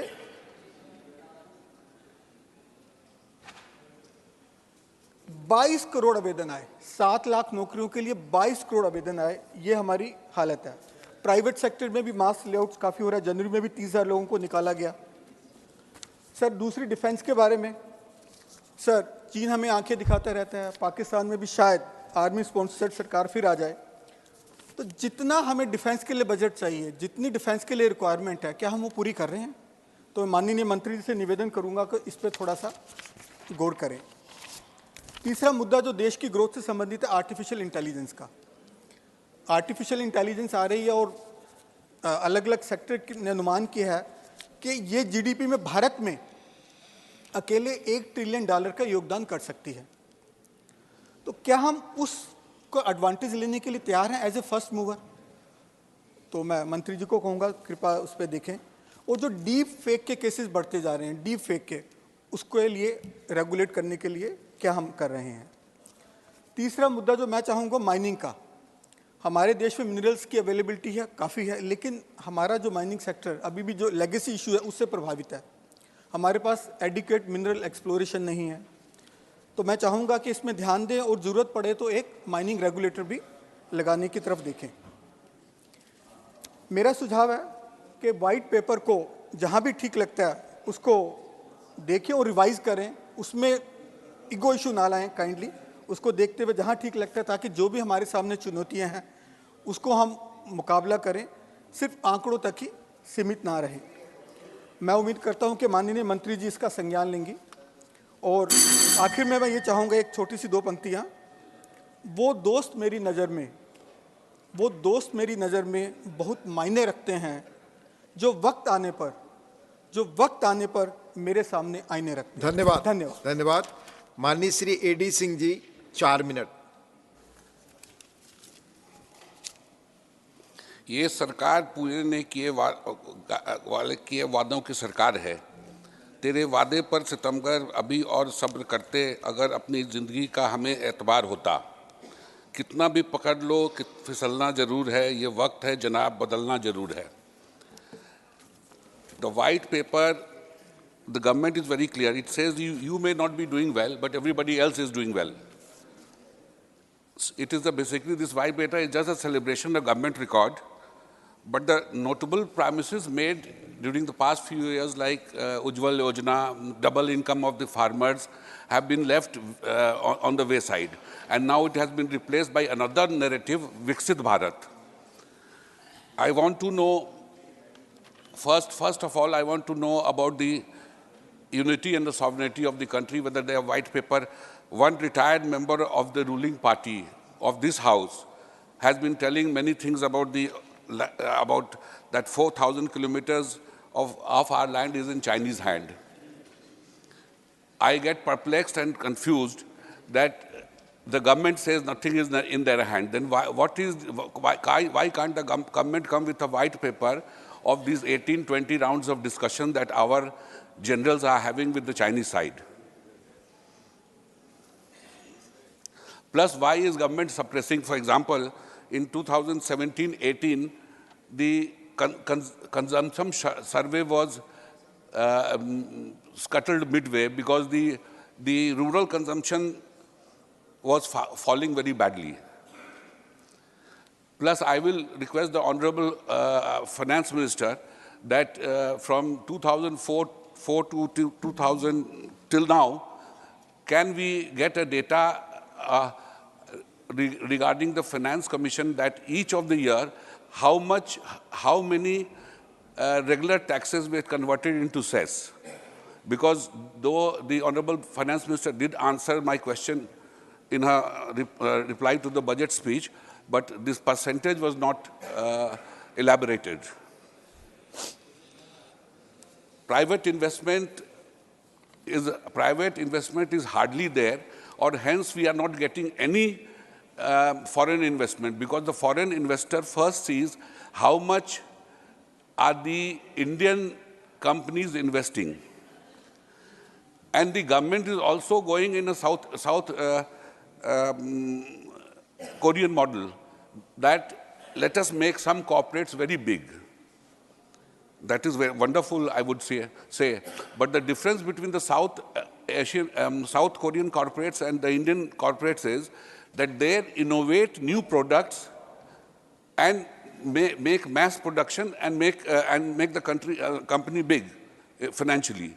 Here, the big corporates only feel that by adding assets, we are becoming big. So, and as in the rural market, there is no mass scale demand because the purchasing power is almost nil.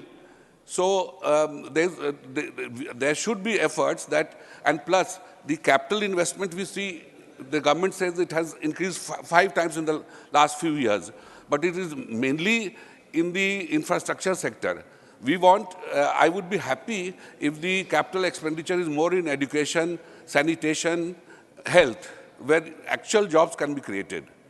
Government have made so many airports, that's wonderful.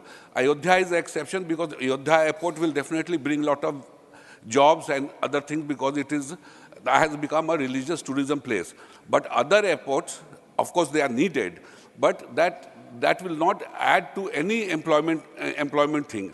And if we see the number of unpaid workers, it is reached almost 95 million. 1 minute, sir. And 95 million. And as per International Labour Organization,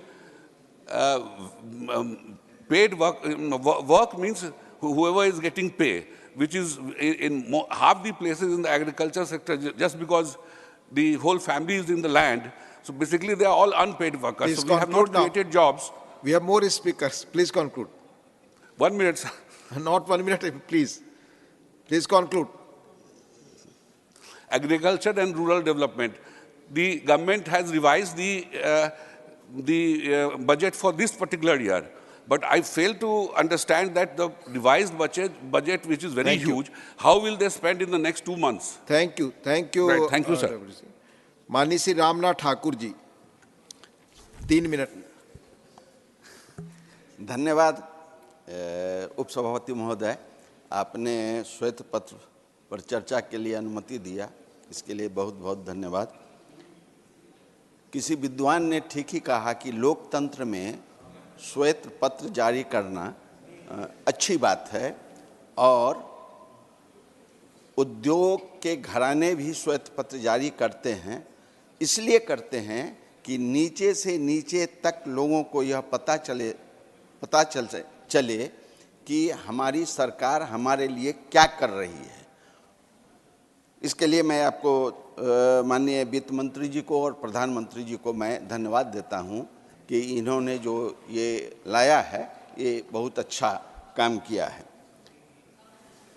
26 lakh crore का जो इन्होंने ये घोटाला हुआ है पिछले वर्षों में कांग्रेस के ज़माने में, उसको यहाँ लाकर के इन्होंने बहुत पारदर्शिता का कारण पर बोलने का अवसर दिया है।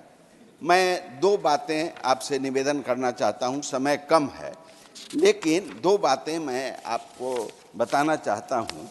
मैं कहीं आज पढ़ रहा था और बहुत अच्छे विद्वानों ने ये जो लिखा है उसके बारे में आपको जानकारी देना चाहता हूँ।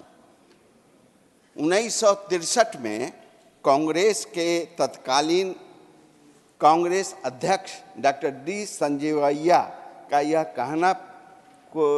कहना पड़ा था कि 1947 में जो कांग्रेसी भिखारी थे वो आज करोड़पति बन बैठे हैं।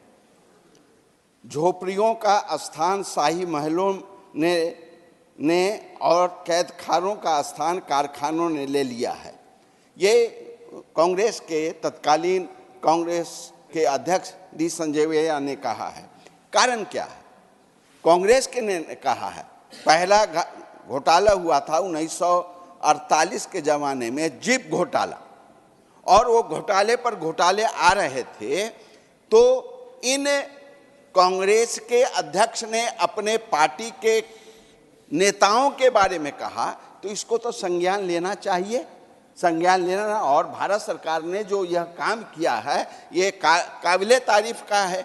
इसलिए हम आपसे निवेदन करना चाहते हैं कि आपने बहुत अच्छा काम किया और 26 लाख करोड़ के बारे में जो आपने यह दर्शाने का काम किया है ये भी अच्छा काम किया है लोकतंत्र में। और मैं आपसे निवेदन करना चाहता हूं कि कांग्रेस की सरकार, अभी बहुत चर्चाएं चल रही थी कर्पूरी ठाकुर जी के बारे में, चौधरी चरण सिंह जी के बारे में, नरसिंहा राव जी के बारे में। हाँ। तो चौधरी चरण सिंह को कांग्रेस ने बिना शर्त समर्थन दिया था और बिना कहे हुए समर्थन वापस ले लिया। उसी तरह कर्पूरी ठाकुर जी को कांग्रेस की सरकार ने जो अच्छी बातों को लागू करने का काम किया था, उसको उस सरकार को, कर्पूरी ठाकुर जी की सरकार को गिराने का काम किया है। इसलिए हम आपसे निवेदन करते हैं कि भारत सरकार के प्रधानमंत्री ने जो इन लोगों को भारत रत्न देने का काम किया है वो बहुत ही अच्छा काम किया है। जनता के लिए यह खुशी की बात है, किसानों के लिए खुशी की बात है। धन्यवाद। धन्यवाद माननीय रामनाथ जी। माननीय please doctor M Thambi Durai 3 minute sir. Chairman, Honorable Deputy Chairman, sir, I rise on behalf of ADMK party and my party leader, Edappadi Palaniswamy, to participate in the discussion of white paper on the Indian economy that presented by Honorable Finance Minister to this House on 8th February. Sir, I would, in para 2, the Honorable Minister specifically mentioned 15 major scams that took during that period. I would like to state here that during the entire period of 10 years of UPA, from 2004 to 2014, DMK was the part of the center. And whatever corruption took place during that period, DMK was a party to everything. Part 2 of the white paper exclusive deals with the corruption made then government. So let me narrate how the DMK party to this corruption, sir.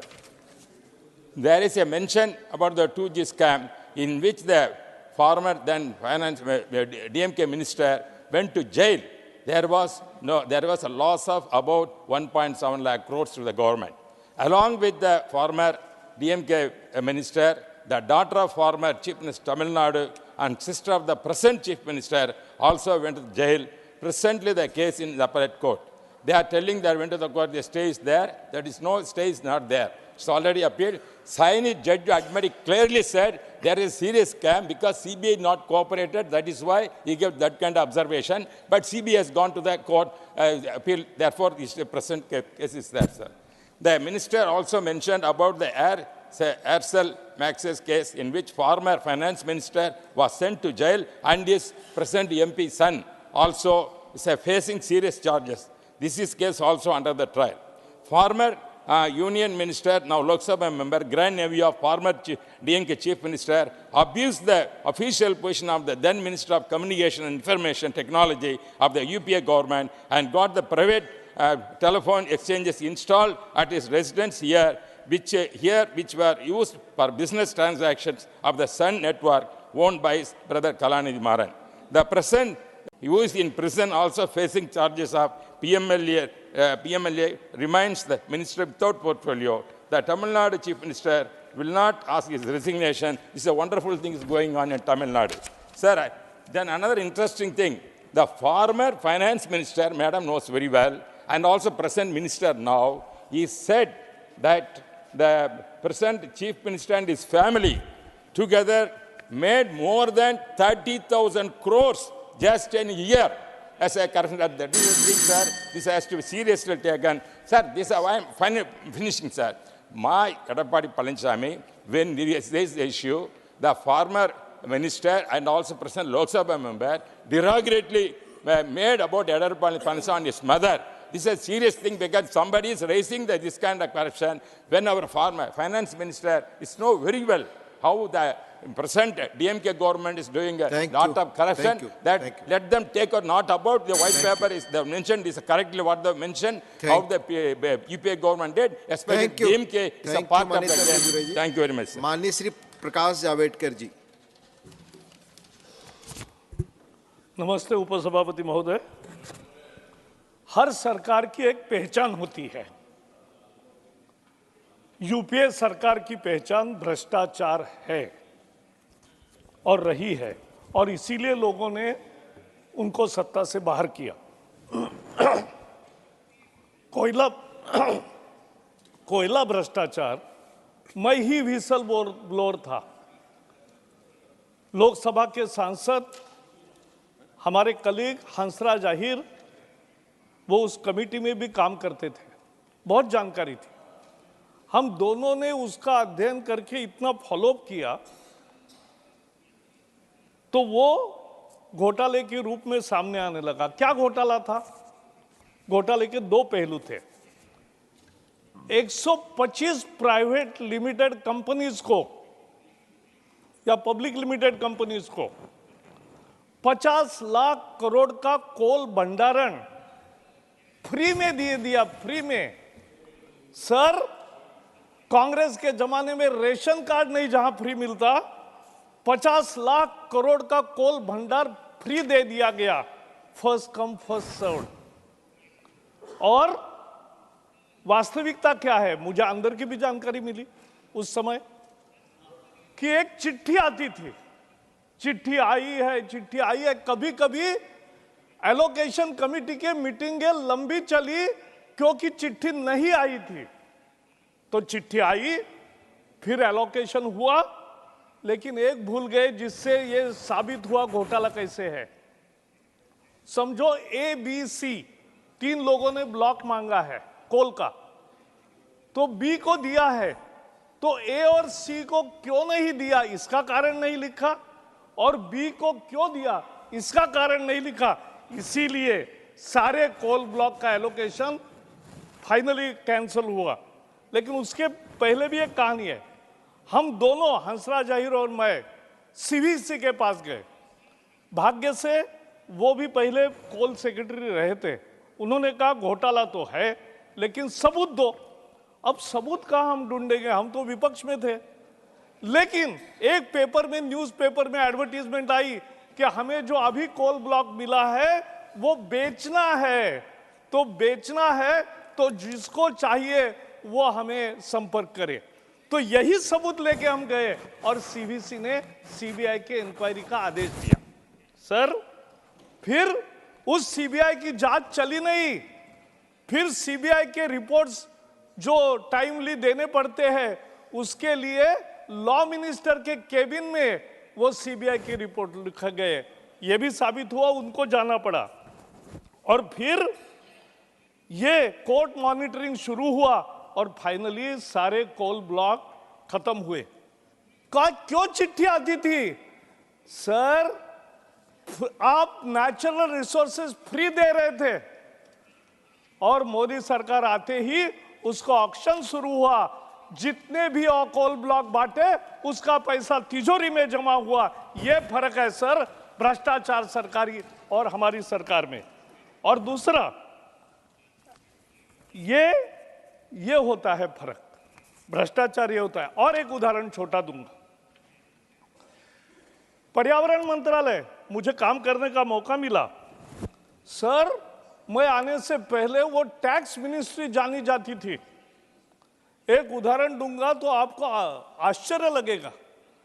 Karwar में navy का project सी bird, जिसका मैंने परसों भी उल्लेख किया, बंदरगाह बनना था, लेकिन 3 साल परमिशन नहीं दी गई। सारे नेवी के प्रमुख अधिकारी मंत्री को मिलने के लिए गए तो मंत्री जी ने कहा कि आप सारे अधिकारी क्यों आए हो, कोई तो कॉन्ट्रैक्टर होगा ना जो बांधेगा, तो उसको भेजो। सर, ये फैक्ट है। अधिकारियों ने जो उपस्थित थे उन्होंने मुझे बताया उस समय एक जमाना था पर्यावरण मंत्रालय में नो गो, एक समय जमाना था टैक्स, विदाउट टैक्स नथिंग। और इसलिए सर आपको और ताज्जुब होगा, प्रधानमंत्री उस समय मनमोहन सिंह थे, उनके पीएमओ ने 15 इंफ्रास्ट्रक्चर के प्रोजेक्ट्स बहुत महत्व के वो पर्यावरण परमिशन के लिए भेजे। सर, उनको भी 2 साल परमिशन नहीं मिली, मैंने 2 महीने में परमिशन दी। और मनमोहन सिंह जी को कहा देश के हित में है, मोदी जी ने हमें सिखाया है देश प्रथम है और देश के लिए काम करना है, और इसके लिए हमने परमिशन दे दी। सर, 4 लाख करोड़ के प्रोजेक्ट्स पेंडिंग थे जब मैंने कार्यभार संभाला, और हमने सारे 4 महीने में वो सारे प्रोजेक्ट्स क्लियर किए। देश के विकास को गति नहीं मिलेगी तो तरक्की कैसे होगी? विकास को गति मिलनी चाहिए, इसके लिए ये काम है। और मैं एक बताना चाहता हूं, मोदी जी का हम मंत्रियों के कारोबार में कभी हस्तक्षेप नहीं था। एक ही मंत्र था कि देश के हित में जो है वो करो। हमने सर एप्लीकेशन करने के लिए एनवायरमेंट मिनिस्ट्री में बहुत पैसे देने पड़ते थे, हमने ऑनलाइन एप्लीकेशन की शुरुआत की। ये सब देश को अच्छा सुशासन देने का और उससे आर्थिक तरक्की करने का ये था। ये सारे आर्थिक महत्व के प्रोजेक्ट्स पूरे पेंडिंग थे जो हमने क्लियर किए। और तब ये सब लोग चिल्लाते थे कि ये instant permission, instant permission, instant permission, clearance, clearance, clearance, ऐसे मेरे खिलाफ भी कैंपेन चलाए, हमारे सरकार के खिलाफ कैंपेन चलाए, लेकिन सर चली नहीं, क्योंकि कोई गलत व्यवहार नहीं किया। जिसका नहीं था ठीक नहीं दिया, जिसका अच्छा था उसको दिया, उसको रोका नहीं, यह हमने काम किया है। और इसलिए मुझे बहुत अभिमान है। ये बोलते हैं कि ये एक मुझे आश्चर्य लगता है, मैं बैंक में था, निर्मला जी आपको भी एक सुझाव दे रहा हूं। मैडम ये लोग पूछते हैं ना 2-2 करोड़ जॉब कहां मिले। मैं भी बैंक में काम करता था और मैं भी एम्प्लॉयमेंट प्रमोशन विभाग का काम देखता था, तो बेरोजगारों में जाता था, बेरोजगारों की रैलियां करता था और उनको हर, उस समय HM पटेल थे फाइनेंस मिनिस्टर, जनता पार्टी की सरकार थी, तो हर ब्रांच ने हर महीने 2 यूथ को कर्जा देने का कार्यक्रम उस समय था, वो मैं देखता था सर। और उसमें मेरा जो अनुभव है, मुझे पता है कि अगर एक 5 लाख का कर्जा दिया तो 2-4 नए रोजगार तैयार होते हैं। लेकिन दुर्भाग्य से इसमें ऐसा है कि बैंक की जानकारी वो, क्योंकि इंडिविजुअल उसको क्रेडिट है इसलिए नहीं दे सकते। लेकिन मैं निर्मला जी को रिक्वेस्ट कर रहा हूं, मैंने लिखा भी था एक बार बीच में, कि हर बैंक को कहो कि आपने जो मुद्रा लोन्स दिए उस मुद्रा लोन से कितने नए रोजगार तैयार हुए। मैंने 500 से ज्यादा मुद्रा लोन्स लेने वालों के यहां मैंने खुद टेस्टिमोनियल्स लिए हैं, किसी ने 2, किसी ने 4, किसी ने 6 लोगों को रोजगार दिया है। सर आप जब ये 45 करोड़ मुद्रा लोन दिए हैं, 45 करोड़ मुद्रा लोन में कम से कम नए 25 करोड़ रोजगार तैयार हुए हैं, यह हमें भूलना नहीं चाहिए। लेकिन उसका सर्वे करके, एक बार नाम देने की जरूरत नहीं, लेकिन सर्वे करके ये हो सकता है, ये मेरा पूरा विश्वास है। सर इन्होंने एयर इंडिया में क्या भ्रष्टाचार किया,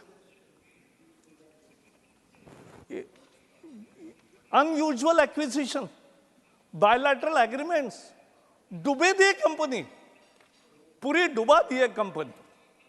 और ऐसे भ्रष्टाचार के एक-एक मसले तैयार होते रहे, तो उस कारण इस सरकार की पहचान भ्रष्टाचार थी, तरक्की रोकने वाली थी, और वो मोदी सरकार ने करेक्ट किया। इसलिए इस व्हाइट पेपर का मैं स्वागत करता हूं। बहुत बहुत धन्यवाद। धन्यवाद। माननीय डॉक्टर के Keshav Rao ji.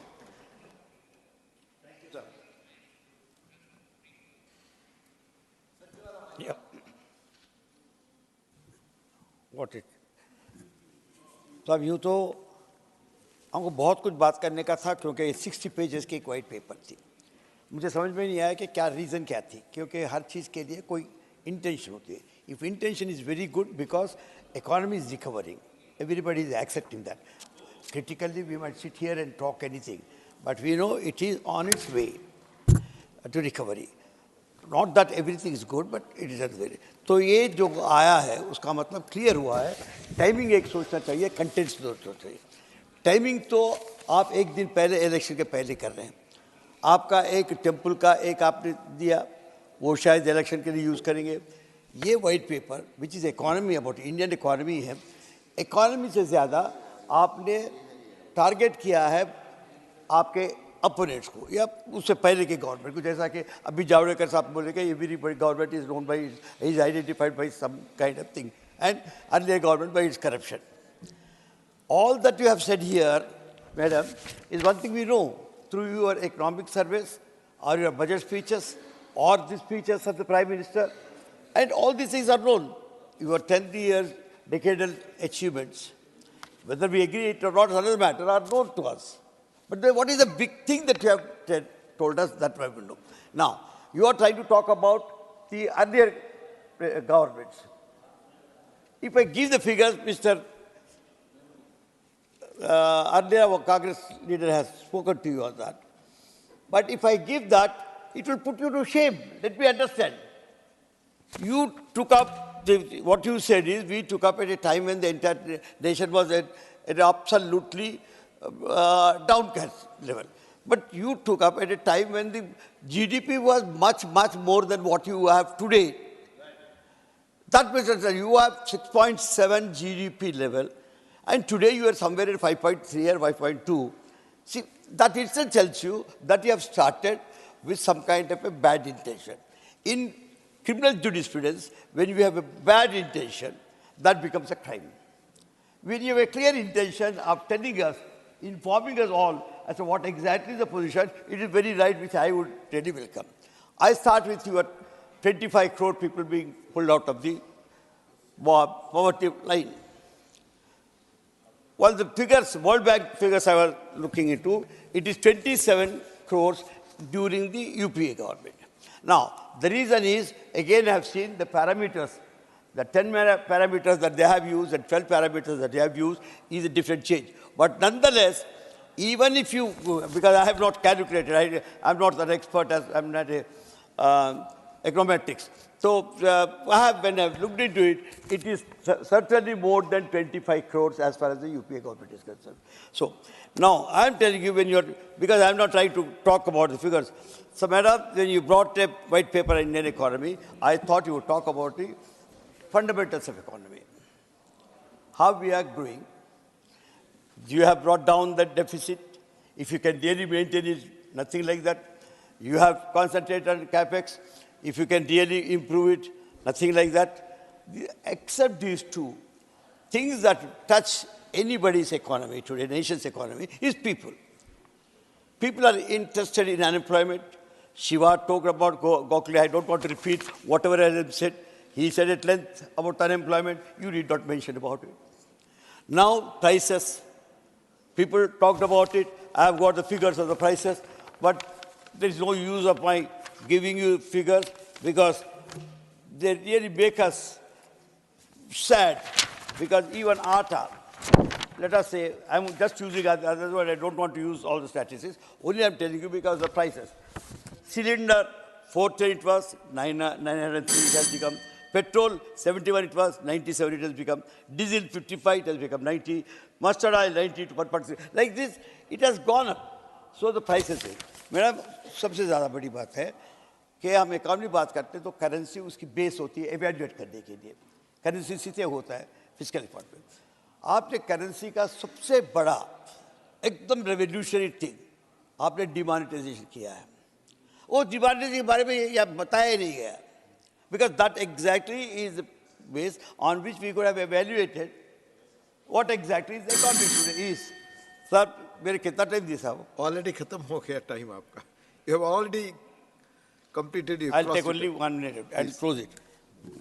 So, I don't want to repeat all that, but there is one paper which the Congress friends have brought in as a rebuttal of things. I want you to go through that. And last one word, since there is no time. Madam, there is one thing which you have spoken yesterday about the devolution of the funds. You know you can't do anything because the Finance Commission says. We in the Parliament talk to you not because what Finance Commission does. We tell you for you to change the principles. Once you come to know, we are a multinational nation. Let us understand this. We are a multinational nation. Multinational nation. When we joined you all, I know, even yesterday I told Chairman, I don't despise people. We were, sir, we are a multinational nation. When we joined, we are evolving a method to integrate ourselves to one nation. We are one nation with so many states who have joined with their own thing. So there is always unity. There has to be unity in the diversity. So we must find unity in that diversity. I will tell you, the devolution is South को. Please conclude. South को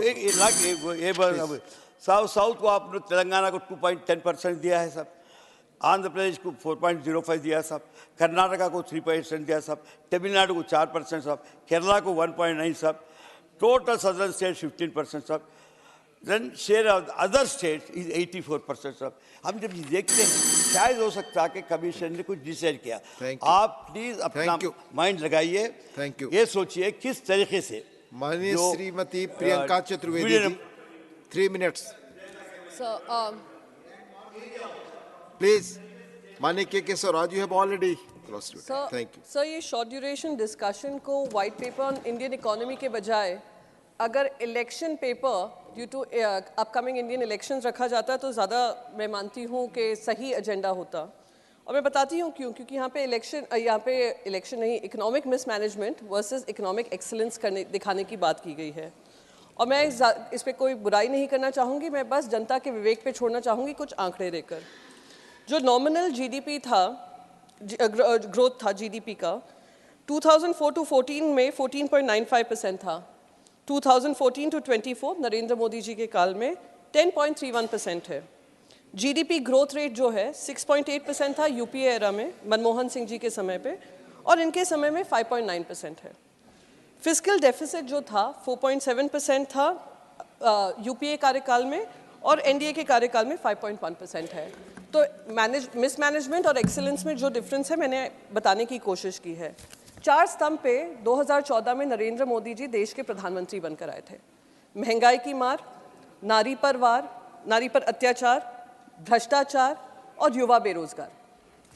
तो अगर मैं महंगाई की बात करती हूँ तो रिकॉर्ड तोड़ महंगाई हुई है, और आप ये नहीं कह सकते हैं कि पूरी दुनिया भर में महंगाई हुई है और हमने इन्फ्लेशन से बचाने का काम किया है, क्योंकि अगर आप पर कैपिटा इनकम पूरी दुनिया की देखेंगे और हमारे देश की पर कैपिटा इनकम देखेंगे और एक्सपेंसेस देखेंगे, उसमें ज़मीन आसमान का अंतर है। एलपीजी में 120% महंगाई बढ़ी है, पेट्रोल में 37%, डीजल पे 64%, मस्टर्ड ऑयल पे 59%, आटा पे 59%, दूध पे 71%, ये महंगाई बढ़ी है। महिला पर वार, रेप केसेस जो 2022 में रजिस्टर किए गए हैं 31,516 किए गए हैं, जहां एवरेज 86 रेप्स अ डे, देश में शर्मसार करने वाली बात है। और कन्विक्शन रेट 27.4% ही है। भ्रष्टाचार की बहुत बात हुई। सर, भारतीय जनता पार्टी के आने के बाद हमने भ्रष्टाचार का कॉर्पोरेटाइजेशन देखा है। और मैं एग्जाम्पल देती हूँ क्योंकि महाराष्ट्र से आती हूँ। एक चुनी चुनाई सरकार को पोस्ट पोल अलायंस बनने के बाद एक सरकार को गिराने का काम हुआ है, और खुला भ्रष्टाचार हो रहा है हॉर्स ट्रेडिंग के लिए। पब्लिक मनी को लूटा जा रहा है लोगों को पाला बदलने के लिए। केसी वेणुगोपाल जी कह रहे थे कोई एक फ्लैगशिप स्कीम बताएं केंद्र सरकार ने जो इंट्रोड्यूस की होगी। जो फ्लैगशिप स्कीम है वो है weaponisation of ED, IT and CBI. और मैं इसलिए बोल रही हूँ क्योंकि भ्रष्टाचार को कॉर्पोरेटाइजेशन का काम करने का काम हुआ है। ईडी के जो केसेस हैं जो इन्वेस्टिगेशन के दायरे में आए हैं, करीब उस पर 4 गुना इजाफा हुआ है। और किस पे हो रहा है? 95% ऑपोजिशन पे हो रहा है। सीबीआई का भी वही हाल है। कन्विक्शन रेट आप उसमें देखेंगे तो 4% से कम है। तो दिखाता है ये पॉलिटिकली मोटिवेटेड केसेस हैं, लोगों का पाला बदलने का काम है, और जो लोग भ्रष्टाचारी इनके साइड में आ जाते हैं उनको वॉशिंग मशीन में धो दिया जाता है। उसका वेपनाइजेशन हुआ है। बेरोजगारी की बात की, प्रधानमंत्री नरेंद्र मोदी जी ने 2012 में कहा था कि करीब 2 करोड़ रोजगार के माध्यम बनाएंगे। सर बस 30 सेकंड खत्म ही कर रही हूँ सर। रोजगार के माध्यम बनाएंगे। अब जो हालत है, रिकॉर्ड तोड़ अनएम्प्लॉयमेंट है, 4 करोड़ युवा बेरोजगार है, हाईएस्ट अनएम्प्लॉयमेंट इन 45 ईयर्स। तो इन्हीं 4 स्तंभ की जो बात कर रहे थे प्रधानमंत्री नरेंद्र मोदी जी 2014 में, उनका विफल रिपोर्ट कार्ड 2024 में जनता के सामने है। Thank you so much. Thank you. माननीय ब्रिजलाल जी, बहुत बहुत धन्यवाद उपसभापति महोदय। मैं बताना चाहता हूं कि हमारे प्रधानमंत्री जी ने कहा है कि भारत में केवल 4 जातियां हैं, वो हैं महिला, गरीब, युवा और किसान। और जितनी भी योजनाएं हैं ये सब इन्हीं वर्ग पर केंद्रित है, क्योंकि हमारे विरोधी भाइयों को मालूम होना चाहिए कि इन्हीं 4 जातियों में पूरा भारतीय समाज समाहित है। महोदय, मैं डिटेल में नहीं जाना चाहूँगा, ये कहना चाहूँगा चाहे पक्का मकान, शौचालय, नल से जल, उज्ज्वला गैस, 80 करोड़ लोगों को मुफ्त राशन, आयुष्मान भारत में 5 लाख की मेडिकल सहायता, जन औषधि केंद्र, किसान सम्मान निधि, LED बल्ब, और अब छतों पर सौर ऊर्जा लगाने का जो चल रहा है प्रधानमंत्री जी का, उससे ये सबसे ज़्यादा अगर लाभान्वित हुआ है तो गरीब हुआ है, और उन गरीबों में सबसे ज़्यादा लाभान्वित हुआ है एससी और एसटी, अनुसूचित जाति और जनजाति। महोदय, मैं प्रधानमंत्री जी के कार्यकाल में ये जो एनडीए की सरकार 10 साल की है उसमें कुछ लेजिस्लेशन पर बात करना चाहूँगा जिन्होंने एससी एसटी समाज को सशक्त बनाया है। वो पाला है महोदय एससी एसटी कानून। जब मोदी जी आए तो उन्होंने देखा कि कुछ खामियां हैं, तो 2015 में अमेंडमेंट शुरू हुआ और 1/1/16 को एससी एसटी एक्ट को 25 धाराएं जोड़ी गई अलग से और उसको सशक्त बनाया गया। क्या था? देवदासी प्रथा को कानूनन अपराध बनाया गया। दलित बारात नहीं निकाल पाता था, रोका जाता था, उसको कानून बनाकर अपराध बनाया। बारात नहीं निकालने दिया जाता था हमारा, उसको उन्होंने सशक्त बनाया। बहुत सी चीज़ें हैं और सबसे महत्वपूर्ण यह है कि अगर दलित की हत्या, बलात्कार, कैसे कई मामले थे जिसमें जहां 8.25 लाख की एक मुफ्त सहायता दी जाती है, वहां पीड़ित व्यक्ति के परिवार को 5,000 रुपया महीना पेंशन टीए के साथ डियरनेस अलाउंस साथ दी जाती है, मकान दिया जाता है, बच्चों को ग्रेजुएशन का फ्री एजुकेशन दिया जाता है। ये सब अगर किया है तो मोदी जी की सरकार ने किया है, जिसने दलितों आदिवासियों की दशा और दिशा बदल दी है। जब 2018 में एक सुप्रीम कोर्ट का निर्णय आया, एससी एसटी एक्ट शिथिल हुआ, तो मोदी जी ने कोई देरी नहीं की, संविधान संशोधन लाए और उसको ला करके फिर इस कानून को सशक्त बनाया। क्योंकि हमारे विरोधी भाई लोग ऐसा प्रचारित कर रहे थे कि सुप्रीम कोर्ट का जजमेंट ना हो करके मोदी जी का जजमेंट हो, और इन्होंने कई जगह हिंसात्मक घटनाएं भी करवाईं। तो ये मैं कहना चाहता हूं महोदय कि ये ऐसा लेजिस्लेशन था जिसने दलितों को मजबूत बनाया। दूसरा लेजिस्लेशन महत्वपूर्ण जिससे दलित हित सीधा जुड़ा है, और वो है महोदय नागरिक संशोधन अधिनियम जो 2019 में आया था। इसका जो लाभ है सीधा दलितों को मिला। इसमें जो नागरिकता दी गई उनको दी गई, अफगानिस्तान, पाकिस्तान, बांग्लादेश, इनसे जो प्रताड़ित होकर के हिंदू, सिख, पारसी, क्रिश्चियन ये सब आए। महोदय, सबसे ज़्यादा जो प्रताड़ित हुए थे वो दलित थे। मैं थोड़ा इतिहास में जानना चाहूँगा। जोगेंद्रनाथ मंडल जी दलित थे, बाबा साहब के सहयोगी थे। वो कंबाइंड बंगाल के कैबिनेट मिनिस्टर थे सोहरावर्दी गवर्नमेंट में, और जब 1946 में इंटरिम गवर्नमेंट बनी नेहरू जी के नेतृत्व में, तो वह अविभाजित भारत के लॉ मिनिस्टर थे। महोदय, उसके बाद जब देश विभाजित हुआ तो मंडल जी ने कहा कि हमारे दलित पाकिस्तान जो बन रहा है इस्लामिक देश, वहाँ सुरक्षित रहेंगे, और इनके वजह से जो दलित थे वो वहाँ रुक गए। लेकिन काफिर और कुफ्र की बुनियाद पर बड़ा इस्लामिक कंट्री, उसमें जो अत्याचार होना था हुआ, और सबसे ज़्यादा प्रताड़ित हुआ तो दलित हुआ, क्योंकि मंडल जी की वजह से रह गए थे।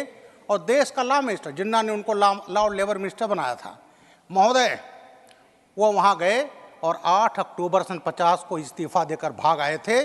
और जब वो भाग आए तो दलितों में भगदड़ मची और उनको बसाया गया आसाम में, बंगाल में, उत्तर प्रदेश, बिहार में, और वो थे नमो शूद्र और मतुआ। महोदय, सीए में जो नागरिकता मिली उसमें 70 से 75% दलित थे जिसको मोदी सरकार ने नागरिकता दी, और नागरिकता मिलने पर उनको जो तमाम सुविधाएं थी जिससे वो वंचित थे वो उनको मिला। ये काम नरेंद्र मोदी जी की सरकार ने किया, इसलिए उनको मैं बहुत बहुत बधाई देता हूँ, साधुवाद देता हूँ। इसने दलितों की दशा और दिशा बदल दी। और इसका विरोध कौन कर रहे थे? कांग्रेस, समाजवादी पार्टी, तृणमूल कांग्रेस, हिंसात्मक आंदोलन है महोदय। यहीं शाहीन बाग में, और यहाँ कांग्रेस के बड़े बड़े नेता जाकर हाजिरी देते थे। और किससे प्रायोजित था? पीएफआई, आतंकवादी संगठन, और वहाँ दलितों को भ्रमित किया जाता था। बाबा साहब के फोटो, संविधान, देश का तिरंगा और ले करके, और महोदय ये किया, विरोध किया। किसका विरोध किया? दलितों का विरोध किया, क्योंकि नागरिकता जो मिली 70 से 75% दलितों को मिली। उपसभापति महोदय, तीसरा जो सबसे महत्वपूर्ण लेजिस्लेशन हुआ वो हुआ आर्टिकल 370 को हटाना। आर्टिकल 370 को जब था तो वहाँ पर दलितों को कोई सुविधा नहीं मिलती थी, आरक्षण नहीं मिलता था, क्योंकि जो कानून बनता तो उसमें कहा जाता था जम्मू कश्मीर को छोड़कर। जब 370 हटाया गया तब वहाँ के लोगों को अधिकार मिला और आज सुविधाएं मिल रही। अभी 2 दिन पहले कल ही जम्मू कश्मीर के जो कानून पास हुआ है, महोदय 1 मिनट चाहूँगा, और उस कानून में अब इस मोदी सरकार ने दलितों आदिवासियों को आरक्षण दे करके और उनके सम्मान की रक्षा करके ये काम किया है महोदय, वो मोदी सरकार ने किया है आर्टिकल 370 हटा करके। तो ये मैं कहना चाहता हूँ कि इस सरकार में तमाम लेजिस्लेशन हुए, कई हुए, और उसने दलितों की दशा और दिशा बदल दी, जिसका हमारी विरोधी पार्टियां उसका हमेशा विरोध कर रही थीं, दलितों का विरोध कर रही थी। बाबा साहब को सम्मान मोदी सरकार ने दिया, पंचतीर्थ मोदी सरकार ने दिया। बाबा साहब को भारत रत्न से वंचित कर रही थी कांग्रेस सरकार, उसको बीजेपी के इंटरवेंशन के कारण मिला।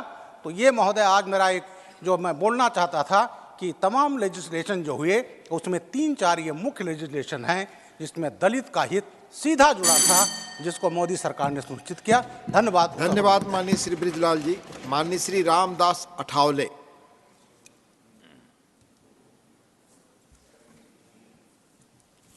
उपसभापति महोदय, अत्यंत महत्वपूर्ण विषय पर आदरणीय निर्मला सीतारमण जी ने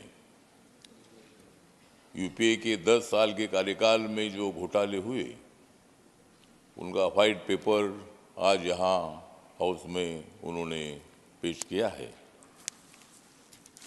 मैं इतना ही बताना चाहता हूँ कि this paper is white because this time is right.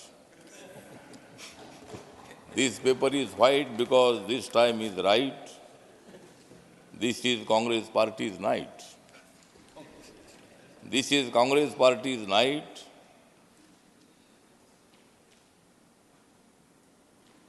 And against corruption, always we fight. तो करप्शन के विरोध में हम लोग हमेशा काम करते हैं। सत्ता में कोई भी हो, उन्होंने घोटाले नहीं करना चाहिए, लेकिन यूपीए के कार्यकाल में 2G कैप्टन घोटाला, कोयला घोटाला, कॉमनवेल्थ घोटाला, इसलिए व्हाइट पेपर लाने वाली मंत्री है निर्मला। तो इसी तरह मतलब हम सब लोग जो है ये भ्रष्टाचार के खिलाफ हमें लड़ना चाहिए।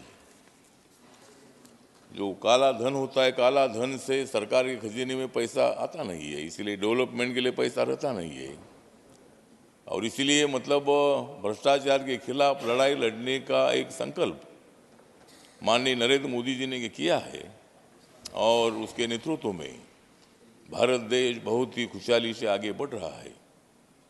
देश के अंतिम वर्गों को न्याय देने के लिए, गरीब हो, दलित हो, आदिवासी हो, युवा हो, महिला हो, ओबीसी हो, जनरल कैटेगरी के लोग हो, सभी लोगों को न्याय देने के लिए मोदी सरकार काम करती है। और इसीलिए मतलब कांग्रेस के कार्यकाल में बहुत हुआ था भ्रष्टाचार, इसलिए निर्मला सीतारमण जी ने किया है उस पर वार। कांग्रेस पार्टी की 2024 में हो जाएगी हार और बीजेपी, और उस वक्त बीजेपी ने पार किए थे 282 पार, मतलब 2014 में 282 सीटें जीती थी। जनता जिसको साथ देती है उनको सत्ता मिलती है। कांग्रेस पार्टी को भी मतलब साथ मिली है। हमारे जयराम रमेश जी हैं यहाँ पर बैठे हैं, लेकिन कांग्रेस के लोग यहाँ नज़र नहीं आते हैं। उनको ये व्हाइट पेपर पर चर्चा नहीं करनी है, उनको थोड़ा सा चर्चा में मतलब आपने भाग लिया है, लेकिन आप लोग यहाँ मौजूद नहीं है। लेकिन हम मतलब इसीलिए हम इतना ही बताना चाहते हैं कि हम नहीं डरेंगे, हम नहीं डरेंगे भ्रष्टाचार के, हम नहीं डरेंगे, भ्रष्टाचार को खत्म करेंगे। हम नहीं डरेंगे, विषमता को खत्म करेंगे। हम नहीं डरेंगे, माननीय ठावले जी, आपका समय खत्म हो गया। इसलिए मतलब हम लड़ेंगे नहीं, हम तो काम करेंगे। और इसीलिए यहाँ जो वाइट पेपर जो हाउस में दिया है उसमें बहुत ही सारी बातें हैं और हम भविष्य में क्या करने वाले हैं, हमने 10 साल में क्या किया है, इसका जो इसके संबंध में भी यहाँ चर्चा हो रही है। तो माननीय मोदी जी सरकार जो है, ये सरकार गरीबों को न्याय देने वाली है, दलितों को न्याय देने वाली है। धन्यवाद माननीय ठावले जी। माननीय ठावले जी, धन्यवाद। समय से आप अधिक बोल चुके। और धन्यवाद। इस पर कांग्रेस पार्टी ने जवाब देना चाहिए। इस व्हाइट पेपर में जो 10 धन्यवाद। साल में अनियमितता हुई है उसका लेखा धन्यवाद है। माननीय। और इसलिए मैं दूसरे स्पीकर को बुला रहा हूँ, माननीय श्री घनश्याम तिवारी जी। माननीय घनश्याम तिवारी जी, प्लीज। हो गया, प्लीज प्लीज। माननीय घनश्याम तिवारी जी। जी जी, आप, अब समय आपका शुरू हो रहा है। माननीय सभापति महोदय, मैं आज श्वेत पत्र पर चर्चा चल रही है। आप अपनी सीट पर हैं? अच्छा, माइक चालू नहीं है। मेरा चालू कर 24 नंबर 24। हाँ, अच्छा जी, अब माइक ऑन है। माननीय उपसभापति महोदय, आज जो चर्चा चल रही है वो चर्चा केवल विकास की अर्थव्यवस्था की चर्चा नहीं है। ये चर्चा ये इंगित कर रही है हमको साफ साफ श्वेत पत्र को पढ़ने के बाद में कि ये चर्चा भ्रष्टाचार बनाम विकास की चर्चा है। एक दशक जो पिछला रहा कांग्रेस पार्टी का, वो अव्यवस्था का, अनाचार का और भ्रष्टाचार का रहा। और ये जो रहा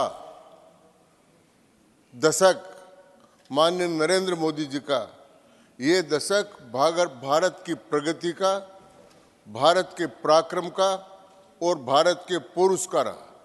और इसमें अगर अपन देखेंगे तो अपन को कुछ बातें बहुत साफ नजर आएगी। माननीय सभापति महोदय, चाणक्य ने कहा कि वो राज किस काम का जो राज आम जनता के लिए काम नहीं कर सके। उन्होंने यहाँ तक लिखा कि यदि अकाल पड़ जाए तो राजा जिस मकान में रहता है उसको भी बेचकर जनता की सेवा करे।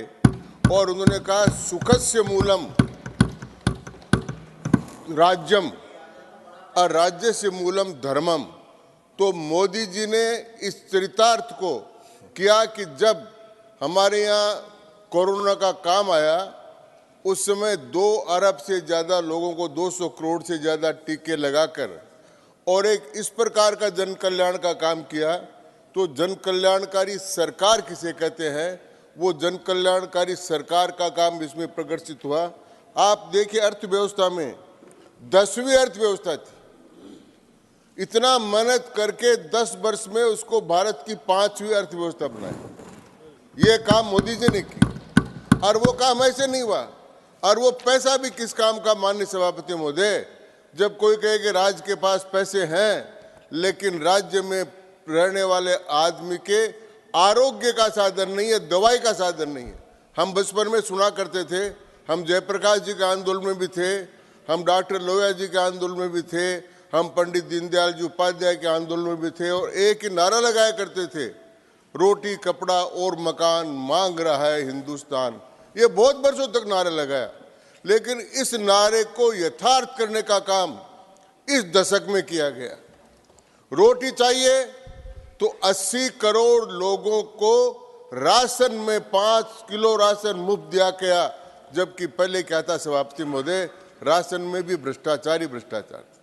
जब का रोटी कपड़ा और मकान, कपड़ा चाहिए तो कपड़ा भी दिया गया और मकान चाहिए तो 4 करोड़ लोगों को मकान बनाकर दे दिया। ये सरकार की लोकतांत्रिक सोच का और अर्थव्यवस्था का बढ़ता का सूचक है। हम जब पिछले दशक में थे तो भारत के रुपया डॉलर के मुकाबले निरंतर गिर रहा था और भारत की साख इंटरनेशनल एजेंसियों में बहुत कम हो गई थी। विदेशी मुद्रा का भंडार 303 बिलियन अमेरिकी डॉलर और अब जो आज है वो 617 बिलियन अमेरिकन डॉलर है। ये निरंतर प्रगति के कारण है। 2000 देश के अंदर मेडिकल कॉलेज कितनी थी, सब लोग बाहर जाते, अब भी जा रहे हैं कुछ, लेकिन बहुत कम हो गए। तो मेडिकल की पढ़ाई हो चाहे वो हो, ये कांग्रेस पार्टी ने सेम पेत्रोदा जी के नेतृत्व में एक आयोग बना था जिसने कहा था कि यूनिवर्सिटीज कितनी होनी चाहिए। उन्होंने कहा था कम से कम भारत में 1500 विश्वविद्यालय होने चाहिए, लेकिन उन्होंने तो नहीं बनाए। लेकिन इस दशक में बनकर 1467 से अधिक विश्वविद्यालय भारत में हो गए हैं और विदेशों के बहुत से विद्यार्थी पढ़ने के लिए हमारे आते हैं। शिक्षा की नई नीति लागू की है और उसके लिए जो खर्चा करना चाहिए था वो खर्चा लगातार करते जा रहे हैं। लेकिन इस अर्थव्यवस्था को, जो बढ़ती हुई अर्थव्यवस्था थी, इस अर्थव्यवस्था को कमजोर करने के लिए मैं आरोप लगाना चाहता हूं माननीय सभापति, बार बार षड्यंत्र किया गया विपक्ष के द्वारा। एक विदेशी अरबपति जॉर्ज सोर्स और हिंडनबर्ग जैसी एजेंसियां, उन्होंने जानबूझकर भारतीय अर्थव्यवस्था के खिलाफ षड्यंत्र रचा, षड्यंत्र रचकर कुछ कागज किए और उन कागजों को लेकर यहां पर सदन में कांग्रेस के लोगों ने पूरा का पूरा सत्र समाप्त कर दिया। अडानी अडानी चिल्लाते रहे और उनके, सॉरी चिल्लाने से मैं कहता हूं, अडानी अडानी पुकारते रहे और उस अडानी अडानी के अंतर्गत उन्होंने भारत वर्ष के हजारों शेयर होल्डर्स जिन्होंने अडानी की कंपनी में पैसे लगा रहे थे, वो शेयर्स में उनका पैसा कम हुआ और हजारों लोगों को नुकसान हुआ। इस पाप की भागीदार अगर कोई है तो कांग्रेस पार्टी है जिसने हजारों व्यक्तियों को नुकसान पहुंचाया। जांच करा लिया आपने, सुप्रीम कोर्ट की जांच हो गई, सेबी की जांच हो गई, सारी जांच हो गई और जांच में आपके सारे आरोप गलत लगे। लेकिन आपका नेता तो अडानी अडानी। अरे भारत में और भी बहुत कुछ है, भारत बढ़ रहा है। दुनिया का किसी और देश में होता तो उसके उद्योगपतियों के बारे में पढ़ाया जाता, उनका सम्मान किया जाता। और हमारी जो बजट इस बार पेश किया अंतरिम, उसमें माननीय वित्त मंत्री जी ने कहा है कि हमको प्राइवेट जो हमारे काम करने वाला सेक्टर है उसका भी हमको बहुत बड़ा काम है, ये किया। IIT के संस्थान खुले। जयराम जी, I decide when time is over. You don't decide it. You're right. I have seen this morning. Don't compel me. I have seen all the rights in this house today. I'll come to that. I'll come to that. Let it conclude.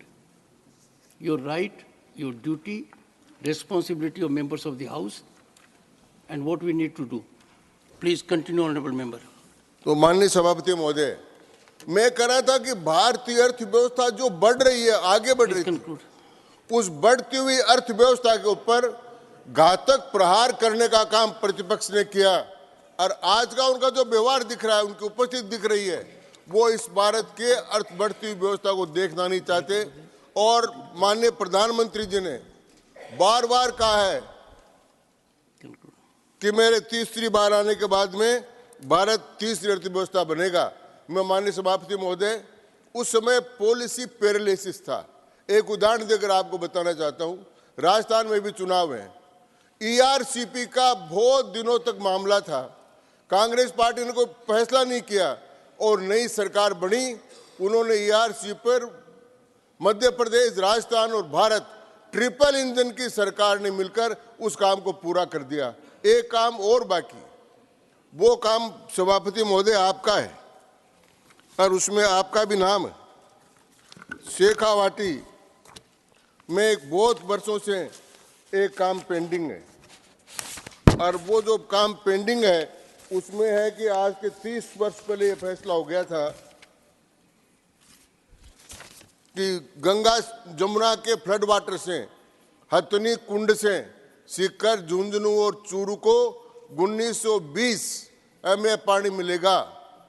ये पानी मिलने का बात तो हो गया, लेकिन आज तक उन्होंने होने नहीं दिया। अब इसकी बात शुरू हो गई है, राजस्थान के मुख्यमंत्री से मिल लिए हैं, सुजला शेखावाटी समिति उसमें काम कर रही है, गजेंद्र सिंह जी से भी मिल लिए हैं और हरियाणा के मुख्यमंत्री से भी मिले हैं, और वो तीनों मिलकर अब मुझे आशा है कि निश्चित रूप से जल्दी वो काम भी हो जाएगा। और वहाँ कहावत है एक, माननीय सभापति महोदय आपको याद दिला दूं, आपकी कहावत है कि शेखावाटी में कौन कौन रहते हैं, बड़ी लंबी कहानी है, लेकिन जन में जाट और जंगल में जाटी, मतलब ज़्यादा जन जो आदमी है उनमें जाट ज़्यादा रहते हैं, और जंगल में खेजड़ियाँ जो जाटी है वो ज़्यादा रहती हैं। तो उन जन के जो जाट हैं उनके लाभ के लिए और जो खेजड़ियाँ हैं उनके लाभ के लिए ये यमुना का पानी आ जाएगा तो ठीक होगा। और मुझे आज बहुत दुख है सभापति महोदय कि आज जिस प्रकार से प्रतिपक्ष ने आसन का अपमान किया है, चेयर का अपमान किया है, वो आसन और चेयरमैन का नहीं, इस सदन का अपमान है, और इसकी हम घोर रूप से निंदा करते हैं। बहुत बहुत धन्यवाद माननीय सभापति। Fauzia Khan. Sir, more than calling this a white paper on Indian economy, I would call it a white paper on the upcoming elections. While the government pats its own back on the growing economy and hits out at the opposition, it refuses to look at the ground realities, sir. Two things that the government must be praised for in any case is setting effective narratives and excellent event management. Sir, एक गाना था हिंदी में, चांदी की दीवार न तोड़ी प्यार भरा दिल तोड़ दिया, इस धनवानों की सरकार ने निर्धन का दामन छोड़ दिया. Sir, inequality in India is at obscene levels. While still home to a very large number of people living in destitution, the number of dollar billionaires in India has increased. Our white paper speaks nothing about the impact of the economy on the people, which is part of the title. Doesn't speak about widespread unemployment, doesn't speak about rising prices, doesn't speak about crimes against women, it doesn't speak about corruption. So corruption is on the rise, but what can be done if the government refuses to see it? See it from the point of view of a common man. Go to a police station, go to a tehsil, go to any education office. You will see corruption there, sir. How can you say there is no corruption when the common man experiences it every day in his life? Sir, what about the people who have been called corrupt by our Honorable Prime Minister and then later taken into their own party as alliance members? Honorable Ajit Pawar, he was called 2 days earlier, Prime Minister said that we will put him in jail, and 2 days later he was part of the Maharashtra alliance. So, is this not corruption? Sir, rise in the suicides of farmers. One second. We cannot name someone that will not be part of record. Sorry? Under the rules, we cannot level an allegation against someone I'm not who leveling is not a an member of the House. I'm not leveling I'm just an allegation. questioning. I'm Keshav only Rajan. asking whether... I'm not leveling an allegation, sir. I'm not. This is not No. an allegation. What is fact may be allegation also. No, no. We never know. I'm I don't only want to make an issue of it. Please I'm continue. only asking a question, sir, Continue. that how does a person become... The objection